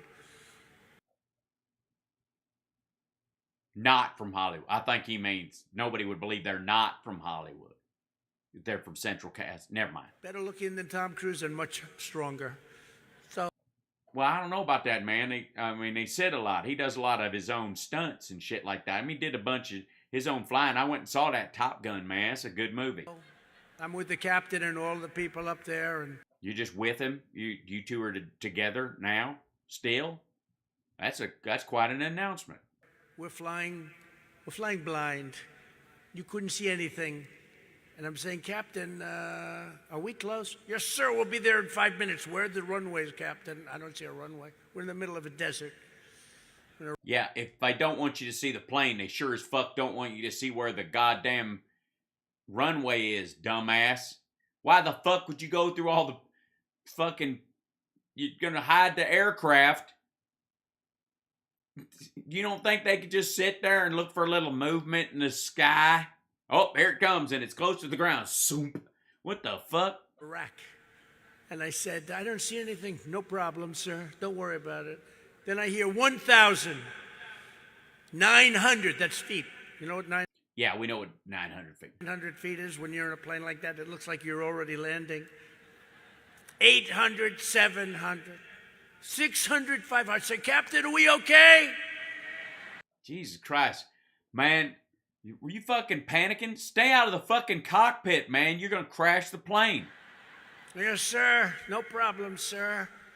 And he's up there cool as a cucumber, and I'm sitting there. I say, Do I get a Congressional Medal of Honor for this trip? I'm thinking about, am I allowed to give myself a Congressional Medal of Honor?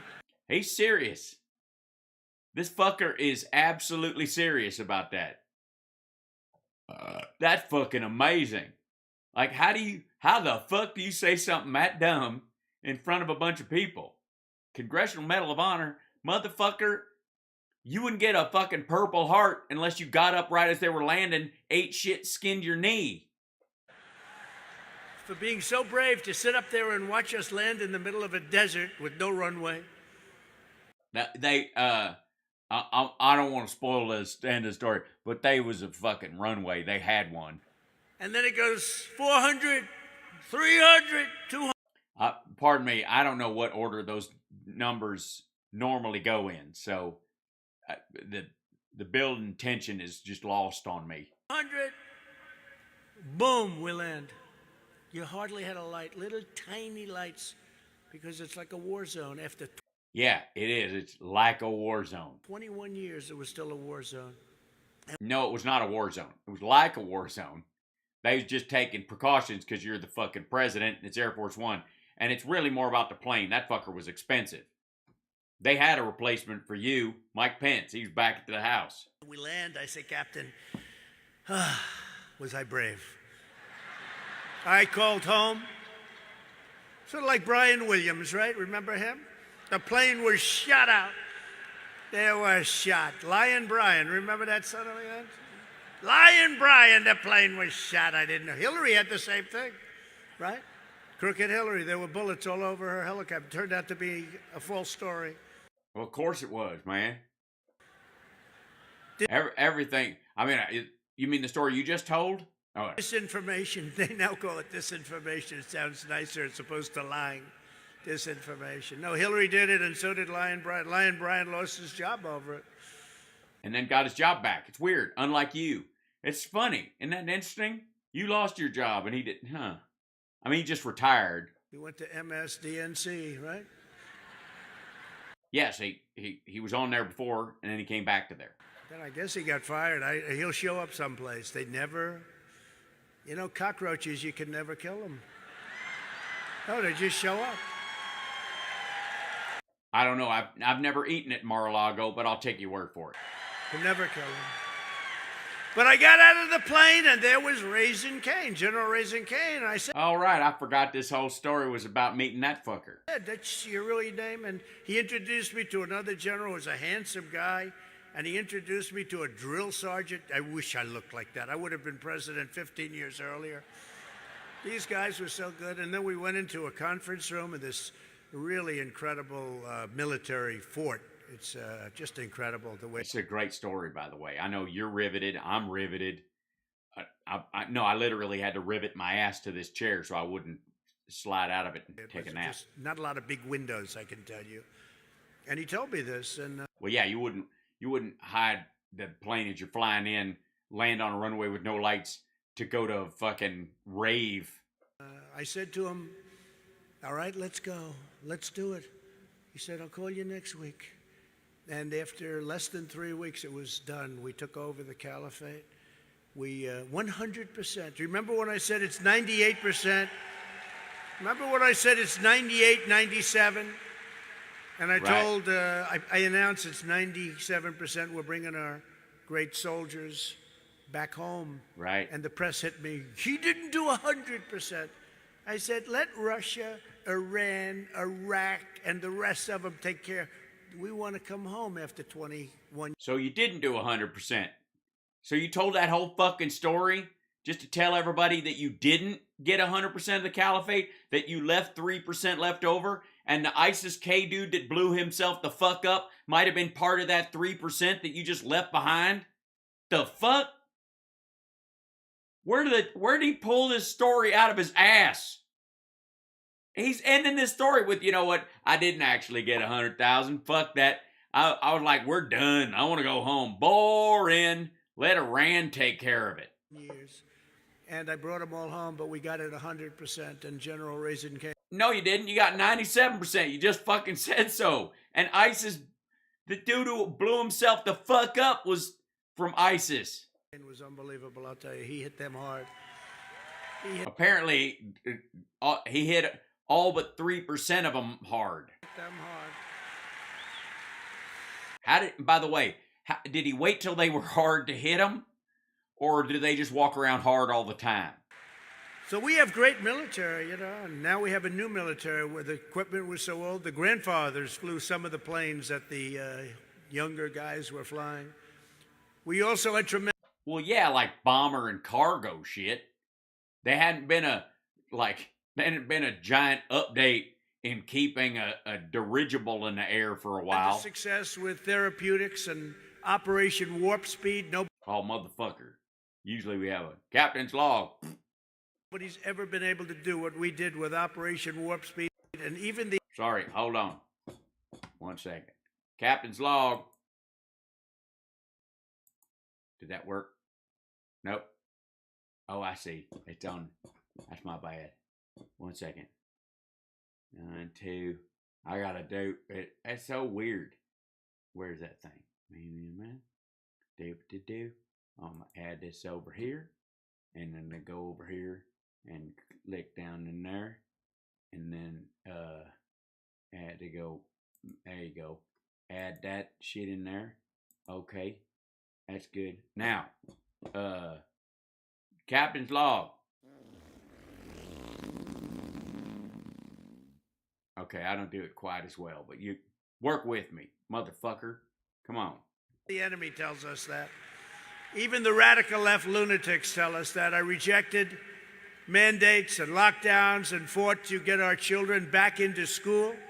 You didn't do it, but I'm glad you fought to get them back to school. Like Biden got them back in, But don't get me wrong, Operation Fart Steed was fantastic. Captain's log. Thank you.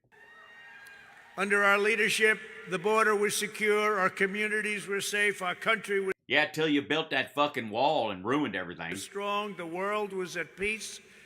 And the leaders of the world respected the President of the United States, and they respected our country again. There was no game. Well, they tell you that, and then in the morning they don't call. And all you're just left with is a sore butthole.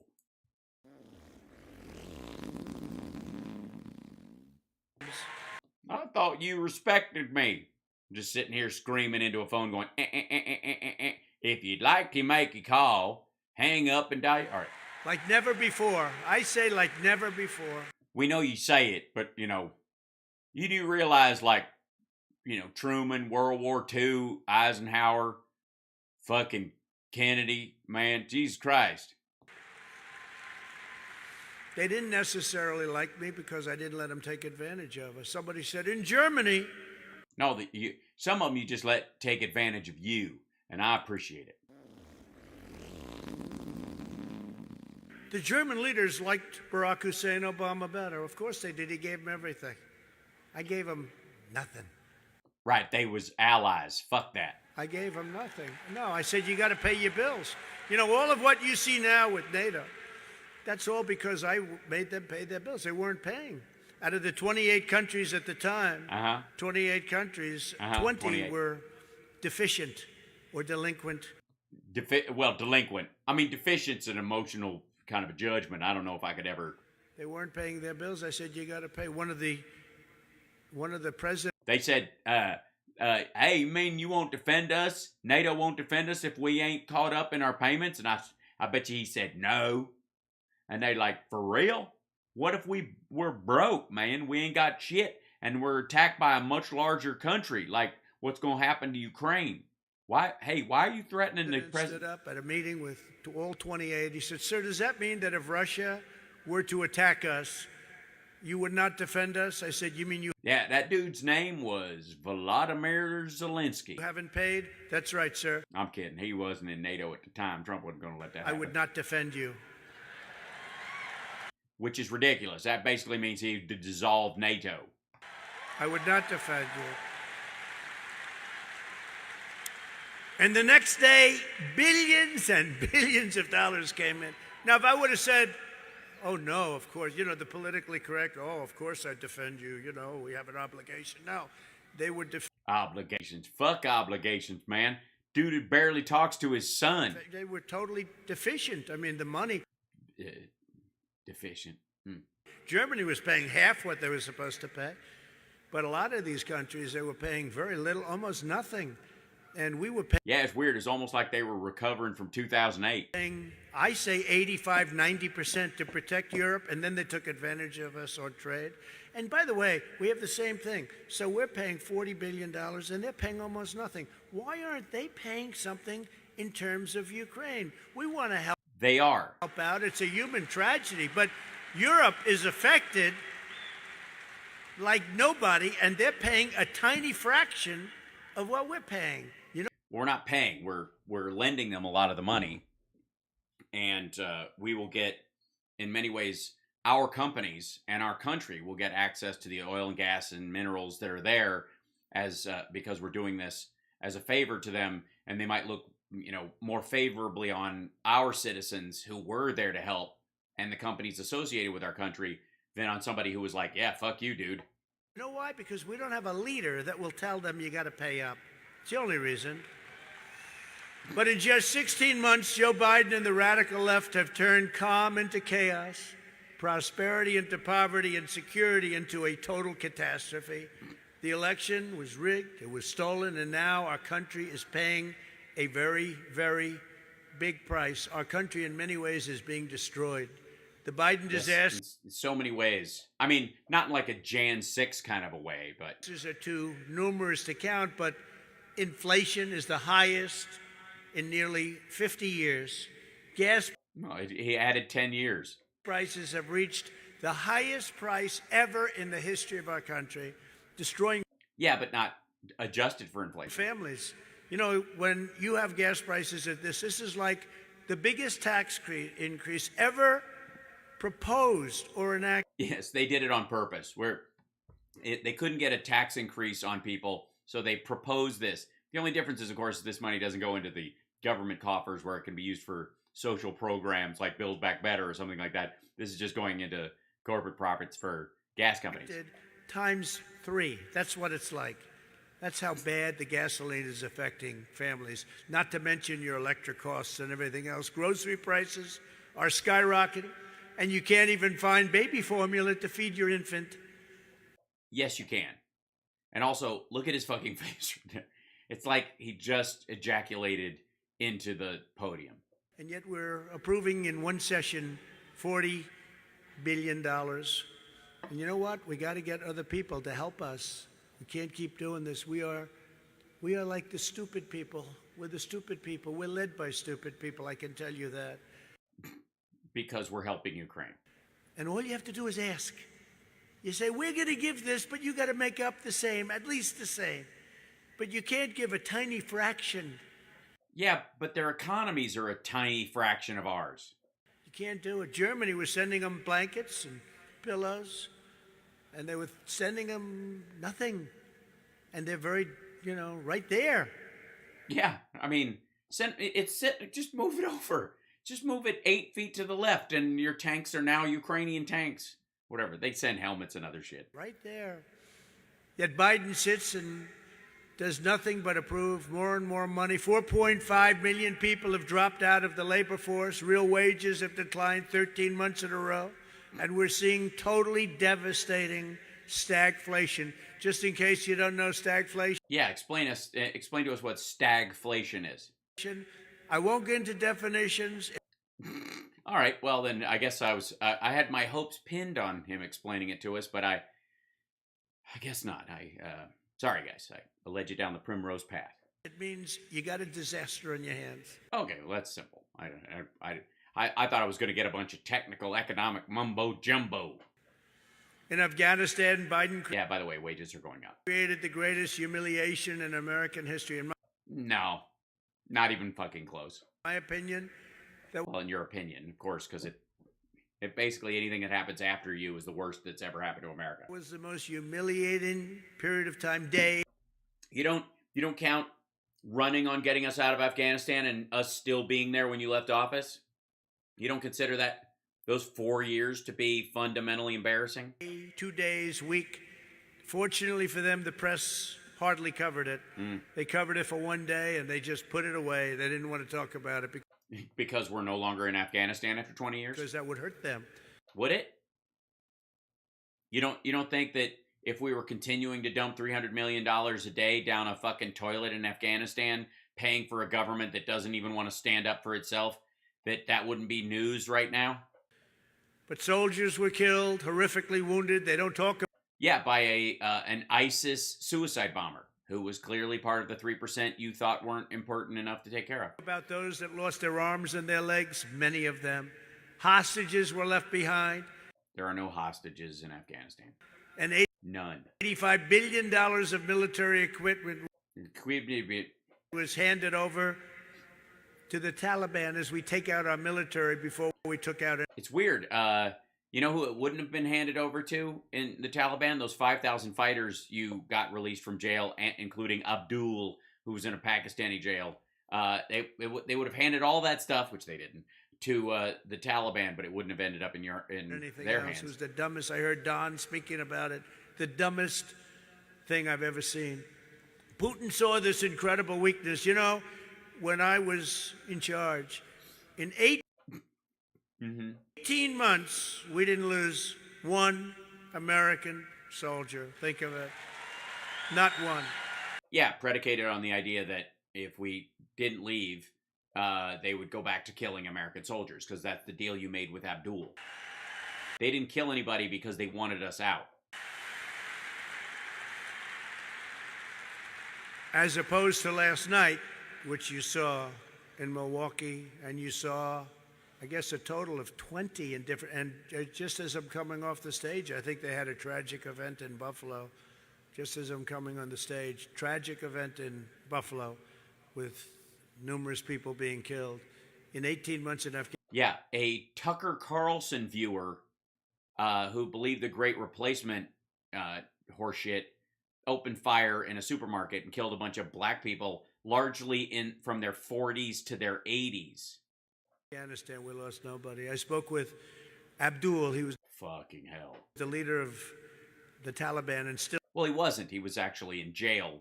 You made him the leader of the Taliban. He's like now third in charge. Is, by the way. I said, no, he isn't. He's like third. Don't do it. Don't do it. They all criticized me in the fake news. They said, why is he speaking to the Taliban?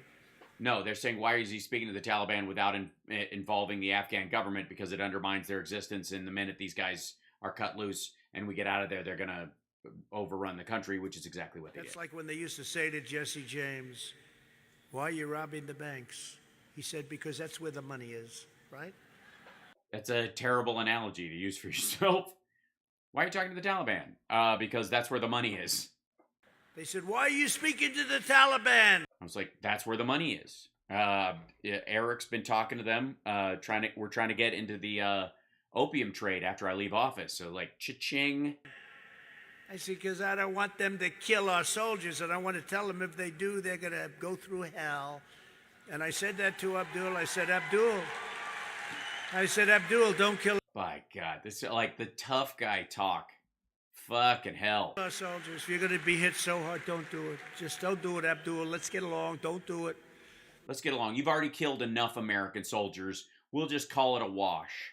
And he said. Also, the 5,000 soldiers that Taliban fighters, which are soldiers, that he got out of jail had all killed American soldiers over the years, or British soldiers, Australian soldiers, family members of people who helped us.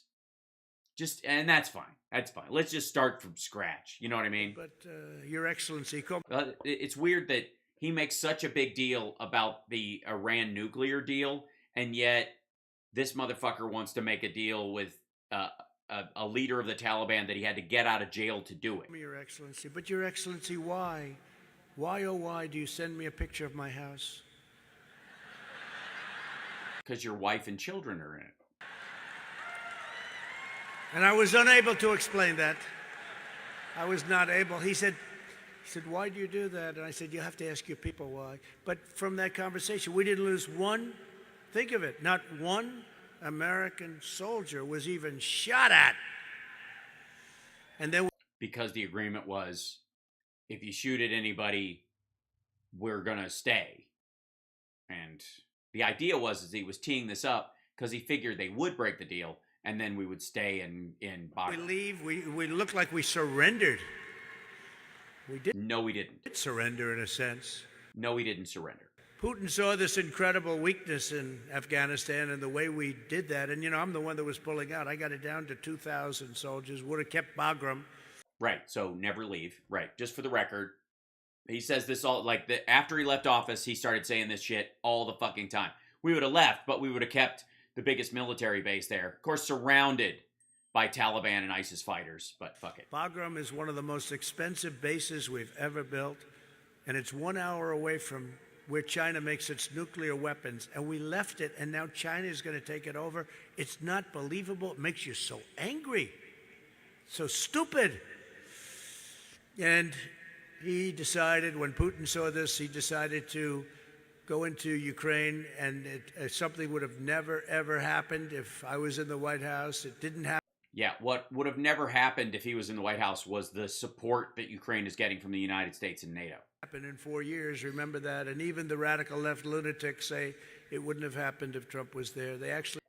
No, it would have happened. It just they wouldn't have gotten support from the United States. He would have limited it until it was too late. They would have taken the idea that they were setting this plan up, that they thought they could roll right into Kiev, was based on the prediction from a year before that Trump was already, he was going to win, or he was going to reclaim the White House, or he was going to upend democracy. It didn't fucking really matter, but that he would gum up the works. We say that pretty loud and clear. Sleepy Eyes, Chuck Todd on Meet the Fake Press. He said the other day, he was interviewing somebody, and he said, he almost got fired probably over this question. How come this didn't happen when Trump was president? That was a nice question. I couldn't believe it. And they were unable to answer that question. Yeah, that's because they didn't ask me. But of course, Chuck Todd, blocked me a long time ago on Twitter. He was talking to the Secretary of State. They were unable to. How come this didn't happen? Mm-hmm. Never happened. It was never going to happen either. Putin and I had an understanding it was never going to happen. Again, this is the proven negative bullshit. Not even a chance. Not even a chance. Not even a little chance. And they actually agree, the other side. The Biden administration is a calamity of historic proportions, but don't lose hope, because together we will restore greatness to our country. We are going to build our country back. We're going to have a great November. We're going to win a lot of seats in the House. Hopefully we'll do good. Despite Mitch McConnell, we'll do well in the Senate. Fuck, I don't have any popcorn. And you know what we're going to do? What? A couple of years from then? It used to be I'd say 4 years. But I said, look, with all the shenanigans in the election, maybe it would go faster if we had people that would fight. Maybe it should go faster. We know what it should. Yes, time is flexible. Obviously, the speed of light and the speed of bullshit are always jockeying for position. Go faster. It should go faster. It should go instantaneous. How do you get away with that? And go see 2,000 Mules. It's the greatest documentary I've ever seen. It is so impactful. Yeah. I'm running out of time on this, and I've got to go someplace. Can I, we'll stop right here. Where am I? 2729. The year when all the damage Trump has done is officially gone. Can I do a little short piece? And then, because this is pretty fascinating. Hold on. I think CSL sent it to me, but I was, there's a real issue with 2,000 Mules and Dinesh D'Souza. I brought this up right away. I've been saying this all along, that one of the reasons why Republicans don't want to, excuse me, I'm going to sneeze.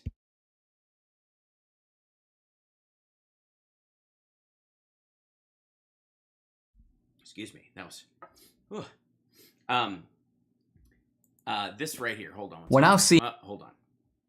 Now, one of the issues, that I brought up immediately and is everybody has a hard time figuring out, with all this obvious, clear election fraud. I mean, for God's sakes, people, you're watching HAL SPARKS Mega Worldwide, by the way. Like, subscribe, thumbs up, Venmo, If you're watching this as a clip later, there should be a give button down below if you want to support the show and you watch it at another time. It should be right below their little heart or something like that. You can support the show that way, or you can become a patron, patreon.com/HALSparks, or you can like, just like the channel, just subscribe, just do that. That would help immensely. All right, so one of the things I keep bringing up is the fact that the most logical reason, the Occam's razor, of why is it that members of Trump's own party seem to be more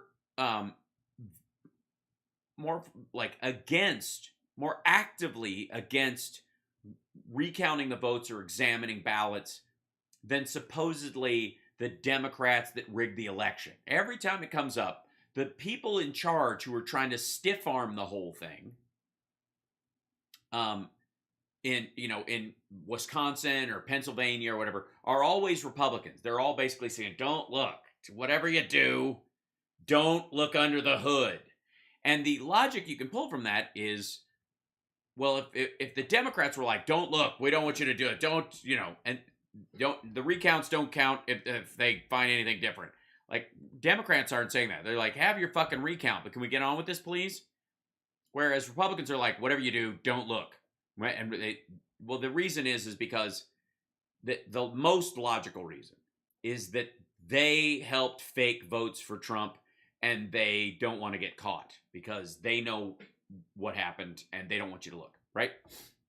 So I brought up the fact that in his little movie about ballot stuffing, which is not at all a real thing, like by even in 2000 Mules, which I'll find a copy of, and we'll eventually do the whole movie. We'll do a takedown of the whole movie. One of the questions that is starting to come up in the criticisms of it is, how do we know the mule ballots were for Biden? Exactly. And I would like to answer that. They weren't. They were all, every last one of them, for Trump. Fake organizations hiring people to stuff ballots for Donald Trump. Prove me otherwise. Go for it. The mule ballots, what he's saying is that they are gathering ballots. The 2000 Mules alleges that people were ballot harvesting and dropping off votes during COVID at these drop-off boxes, and by the way, they're not illegal because the people actually voted. They're illegal because someone else carried them to the ballot box, because they cured a lot of these ballots in a lot of these places. They called people and said, "Did you mean to vote this way?" And people went, "Yeah." "Did you use this drop-off box?" "Yes." And they're saying, well, somebody dropped it off for them. That's illegal. That shouldn't count because the state's against it. Even though there are emergency powers and because of COVID, a lot of stuff, there was an emergency declaration federally and in every single one of these states that allows for this kind of thing. One of the scenes in the movie is somebody drops off the ballots and then they take off rubber gloves and throw them away at the height of sort of COVID panic about this, which makes total sense. You're holding other people's shit and you throw it away. And they're like, and I think Debbie at one point in her talking about this goes like, what, they get back in their car and they're fine? Like, yeah, the inside of their fucking car isn't the problem. It's shit touched by other people. There were people spraying their fucking, mail down before they read it. Anyway, so here we go. Oh, did Cawthorn lose? McCormick winning against Oz so far? Oh, good stuff. The counts are coming in. That's so good. We'll check on it before I leave. But let's look at this real quick. Because this is the question here is, how do we know the mule ballots were for Biden? And we'll listen to his excuse. Sort of 2 weeks into 2000 Mules, a number of critiques in the movie. Initially, it was just the fact checkers, and the fact checkers clearly were out of their league. No, they weren't. They just called out the obvious bullshit about it, which is you're cherry picking where and when these people were, and you're saying, well, they're near this place, which is clearly a left-wing ballot harvesting center because we say so, because it was a like a Democratic headquarters or some sort of organization, and they were at these ballot boxes, and you're going to eliminate every other place they were at everywhere else and assume that those places are linked. They, A, had a very limited understanding of geo-tracking, and B, had a very limited understanding of sorry, it was too loud. I beg your pardon. State laws, which vary on elections. And so, for example, they would say things like, well, vote harvesting is legal. Well, no. Yes, by the way, quote-unquote vote harvesting was legal all through COVID in all the states, especially in every state that they have a problem with. And it was all under emergency powers. It was no big fucking deal at all. That's where they've been screaming about, they didn't have the right to change the laws. They didn't. They didn't have to. They didn't even have to change the laws. The Emergency Powers Act gave them the right. I've made this before. Like, if you had to have an election during a fucking flood and you had to bring everybody in to sign off on the changes, and half of the fucking like state senators lived on the other side of the river and all the bridges were blown out, and you didn't have the ability to change the law so that people could vote in their areas and then find another way they could bring they can only transport them in the state. They can't go outside the state during this. But there was a flood that went all the way through the state, and you'd have to leave outside the state's borders to cross over a bridge that wasn't washed out. They wouldn't need to change the laws around there because the emergency powers would allow them to do that. That's what this was. Vote harvesting is not legal everywhere. It's legal in some states, and even in states that allow it, the conditions are normally quite restrictive. So yeah, but they weren't in this case, and even the states where it was technically illegal, it wasn't considered vote harvesting. It was like people could drop stuff off because it was fucking COVID. So my question is for the fact checkers, did you look at the ballot harvesting law in Wisconsin? Did you look at it in Michigan? Yeah. In Pennsylvania? Yeah. And all of it doesn't matter when it's put up against the Emergency Powers Act. Did you look at the nuances of these laws? It's the nuances, guys. The nuances of the law that they don't have to observe because we were in a fucking pandemic. No, the answer is no. So the So the whole movie is bullshit. Just from like... and 30-something fact checkers are kind of in too deep. And that became really obvious early on. But then there emerged a kind of second round of critique, some of these coming by the sort of never-Trumper types or even the kind of GOP skeptics, you would say. Yeah, the Republican Party, you mean? I'm actually holding a very interesting article. It's in a publication called The European Conservative, EuropeanConservative.com. A very sophisticated and friendly, but not an uncritical assessment. And I think what I'm going to do this week is I'm going to take kind of day by day one theme, one fabulous point. Don't care. And try to address it. Well, maybe you should have addressed it in the film or had a screening of it for conservatives and go, what holes would you poke in this thing before we release it so we can do some reshoots and add that in so that we clear up those things because it's not clear, like a focus group. Fuck it, I'm kidding. And answer it. And the critics are, well, of course, there's Ben Shapiro. I mentioned Ben Shapiro the last time. Yeah, apparently Ben Shapiro did a takedown of the whole fucking thing. Doesn't like it. I haven't seen that. But of course, I didn't do a response to his entire critique. In fact, I've only seen so far part of the critique. Part of the reason is yeah, you're too busy. Like on the move all the time. Yeah, you and Debbie, I've seen you all over the place. You've been at that desk, and then I saw you at that desk. And then a couple days ago, you were at that desk. And then yesterday morning, you were at that desk. It's not so a desk. It's a table from IKEA. But I was at the American Freedom Tour on Saturday in Austin. I then flew to Milwaukee, where I was part of this big screening that Turning Point Action put on for the movie. Fascinating.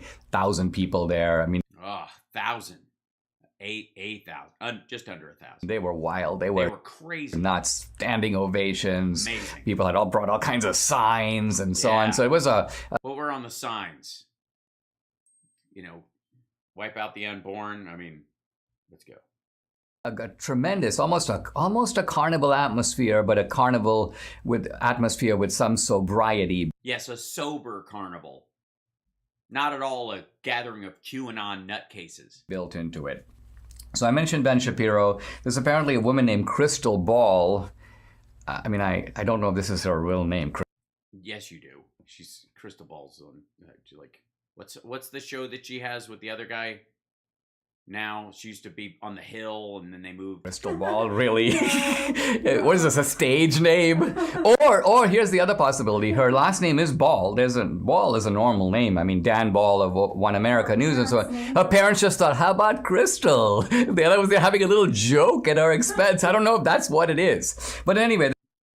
Yikes. There's Ben Shapiro, there's Crystal Ball, and in quote marks. And no, not in quote marks. That's her actual fucking name. Then, of course, there's this European conservative. Yeah, whoever he is. I mean, she is. We don't really know. They wear a hood.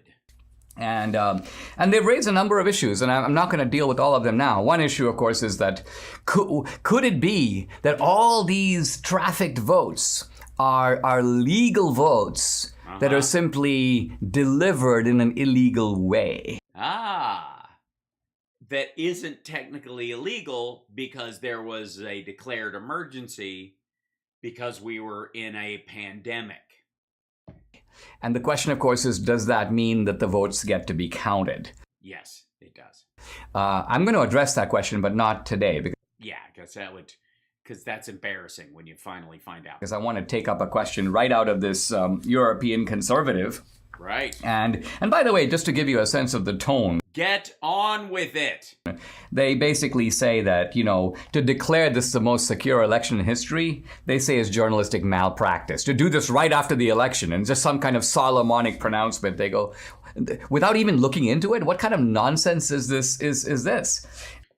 Because we had more tracking data than any other election in history and 98% paper trail. And then they say that this film is in a different league than any of the other demonstrations of fraud. They say it uses quote. Yes, it's the bad news bears of shit teams. Yeah. A compelling technical analysis.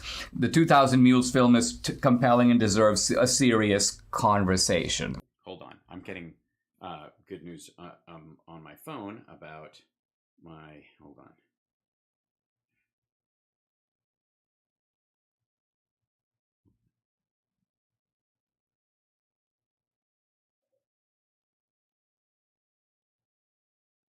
Awesome. Hold on.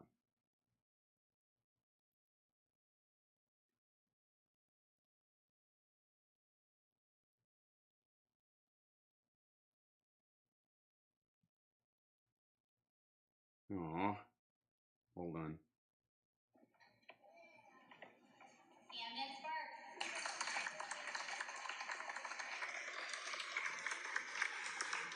Aw.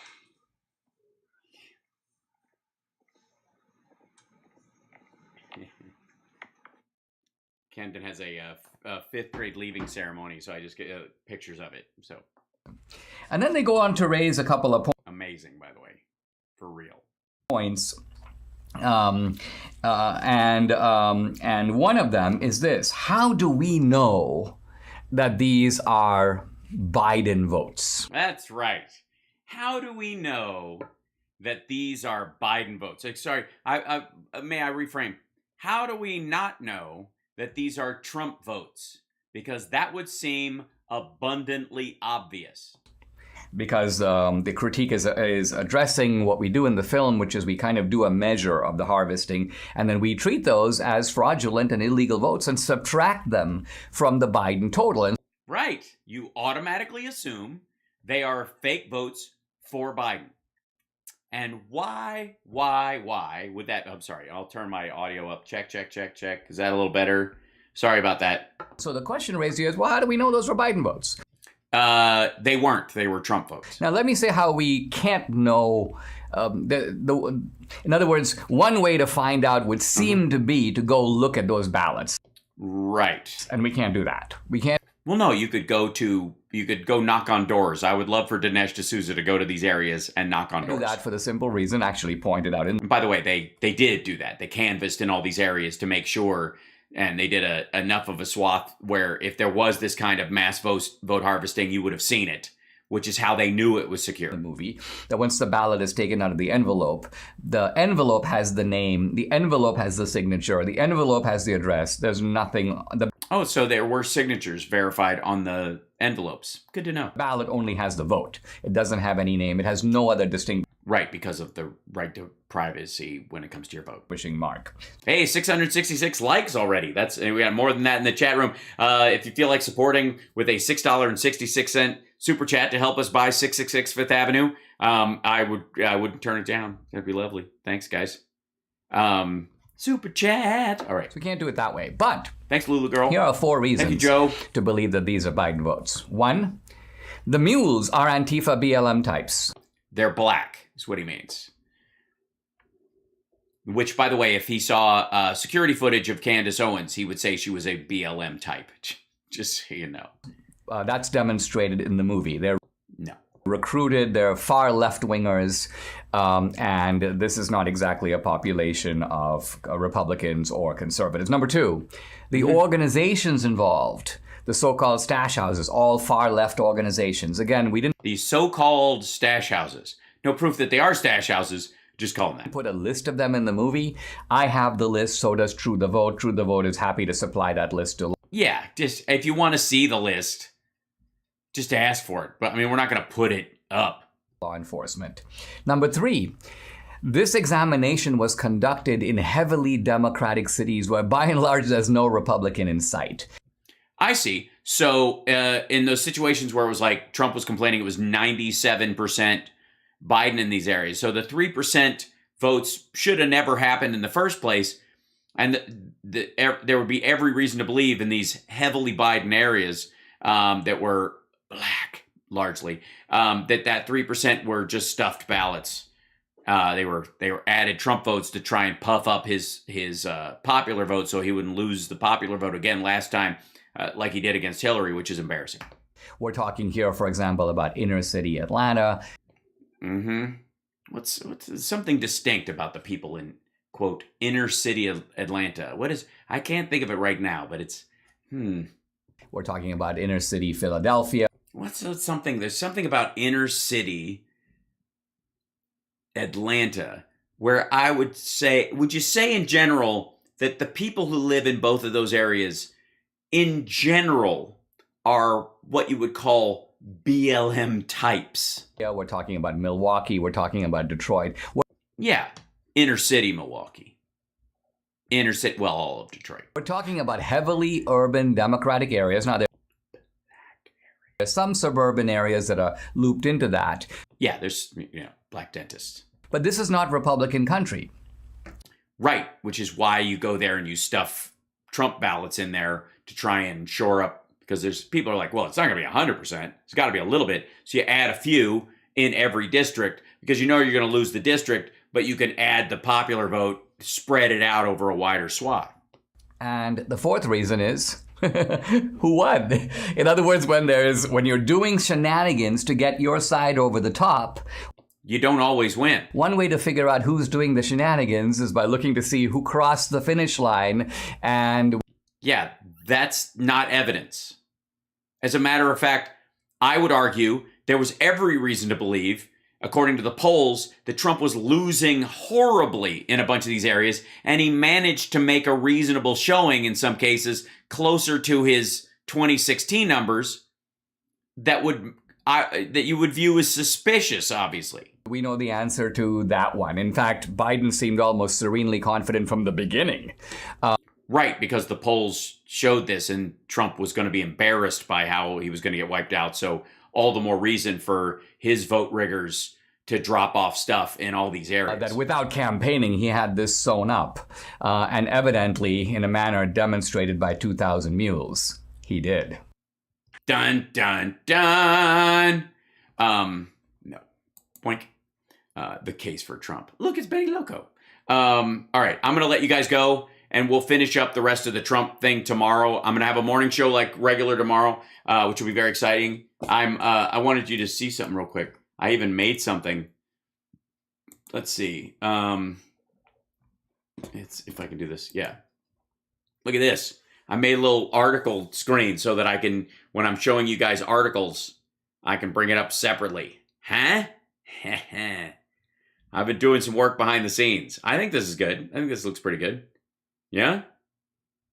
Thank you so much, Pam. See?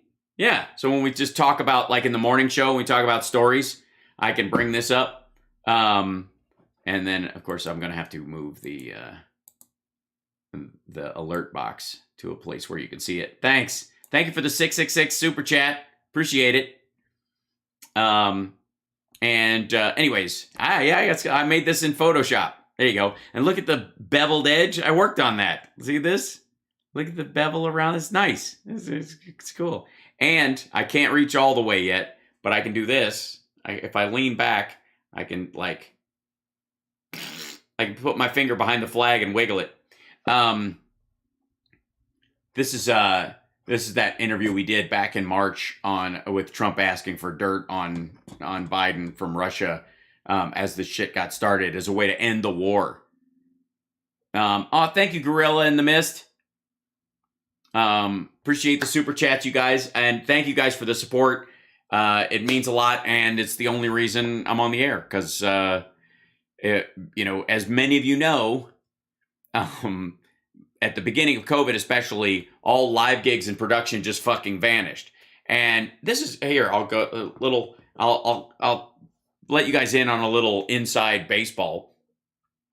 I had been with the same agency for about 15 years, a little more, because I loved my stand-up agent there. And to me, there's so little loyalty in Hollywood that I was like happy to have an agent that I really liked as a human being. And he was just my dude. And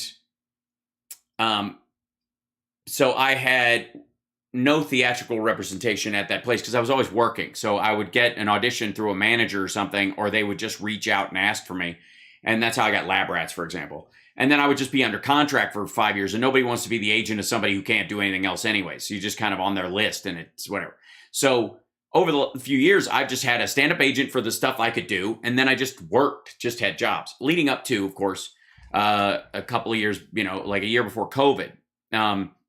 And then it would start, time to start looking for what the next show might be. And then everything cratered, just went away. So I've been without a theatrical agent for quite a long time because I didn't need one. And I didn't get one like that I liked working with or that had a good relationship with at the agency up to this point.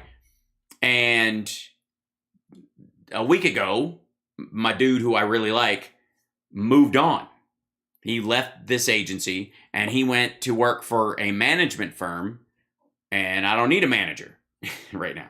And that particular management firm, I don't particularly like for a lot of reasons. And so I'm like a free agent for the first time. What was your appointment last week? Yes, that was kind of related, Erica.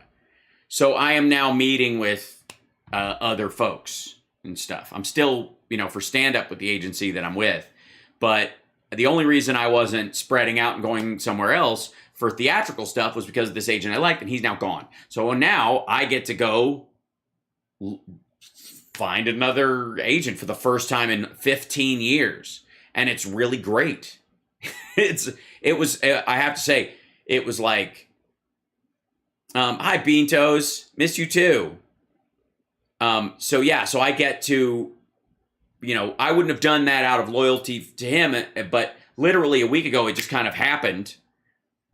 And I was like, it was one of those things where, technically speaking, on paper, I think a lot of my actor friends who don't have stand-up or music to fall back on, don't have another show or career or have this going, this kind of thing going on, would be in a real panic because it's hard to find somebody you like working with theatrically. And going through that process is a tooth pull. And so a lot of them would be like, oh, God, my life is collapsing or something like that. But I have to say, I felt so relieved because that was, it was like a vice grip on one part of where I could go and what I could do. And it was like locks busted off. It was amazing. So I have, that's been part of my process that I've been going back and forth with lately. I should play Mephisto in the MCU. That's not a bad idea, actually, Jordan. I think at any point right now, I was like walking around. Hold on, I'm gonna take my headphones out. This is like currently the physique state of affairs. Like a bunch of people have been kind of like, pretty, I'm doing all right. I'm holding it together. And the process of me kind of, like, I've been working on my physique and building myself back up to where I wanted to be for a while now, since I turned 50. And, because that's one of the things that kind of hangs on you in Hollywood, especially at my age. So I was like, all right, I'm going to nail this. And then this all kind of like ticked over right when this all happened.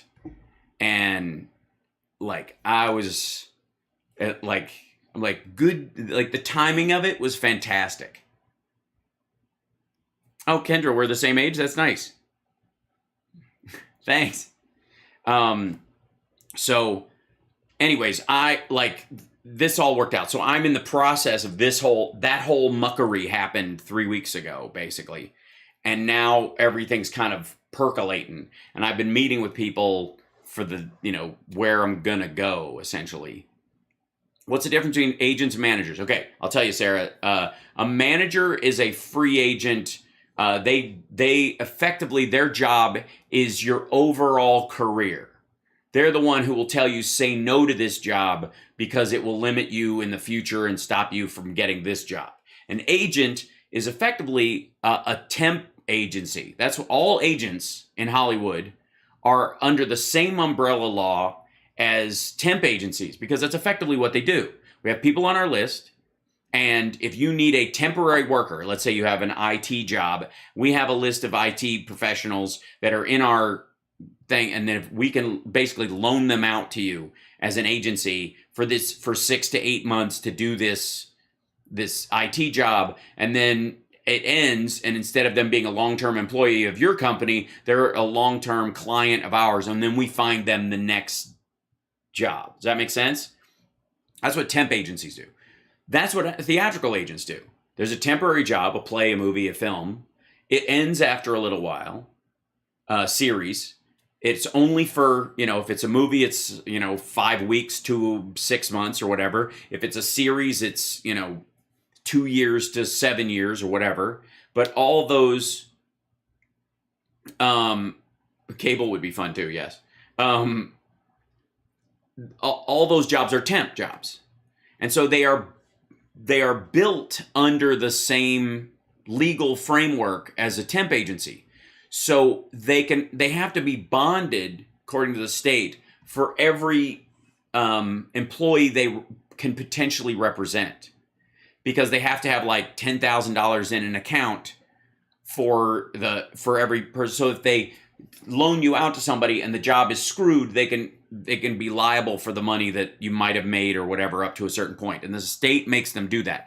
Managers don't have to put any kind of a bond on, but agencies are bonded by the number of clients they can have. And so a giant agency that makes a lot of money can afford to have more clients. Does that make sense? They can afford that $10,000 or $50,000 bond for each person that they have to have. Right? Yeah, managers manage your brand and wealth to some degree. Business managers do your wealth or whatever. I'm gonna miss the opening credits. I will. We're okay. I'm timed all right. We have to leave at 6. Thanks, Diamander. Thanks, ATAK. Is that how Attak? Is this on the midterm? Yes, it is, John. So, anyways, that's the difference between managers and agents. Managers do not have to be bonded. They just, because technically they can't negotiate a contract for you. Agencies can. So they have a legal fiduciary duty to you as a client, the way a manager doesn't. A manager can advise you on it, but they cannot negotiate on your behalf. That's the difference. So it's way easier to get a manager than it is to get an agent in the business. That's why managers are a dime a dozen. You should play the legitimate Whiplash. It's not bad. I do want to play. Looks like Ultra Maga is more like Inferior Maga. I think so. Magoo. Anyways, we'll check back in tomorrow morning with the results of the elections tonight. I'm sure it will be fun and hilarious. Why do you need a manager? A lot of times they're the ones who are more connected to the producer class of people in the studio system, whereas agents deal with casting directors and deal with studios in some degree. The managers deal with the interpersonal relationships in theory. They don't all do it well, but that's the idea, with producers, executive producers, and other stuff. So when they're putting these packages together, they're the ones that give you the kind of relationship with those people where your agent can make it pay off through that. So yeah, they're a hub of info, but they're also a hub of relationships as well. That's the best case scenario. It doesn't always work that way, but that's the way it's supposed to. Anyways, I got to go. All right. You guys are wonderful. Thank you guys for the support. Thank you for being a Patreon supporter. If you are going to be in San Diego, let us know on the Discord, and I will, it's you and a guest can come for free to a show. And if I'm ever in your area and we're doing a show, let me know. Even if it's Nerd Halen, I think I can bring 10 guests where it doesn't screw the band out of money. So just let me know. And then, you can always pay if you want to, but you don't have to if you're a Patreon. What else? This weekend, and then Tuesday, the 24th, I will be hosting the Jam Night. And the theme is Britain Rocks. So it will all be like British invasion rock and roll. So, all right, I will see you guys later. Take care of yourself and take care of somebody else. This is HAL Sparks Mega Worldwide signing off. See you later.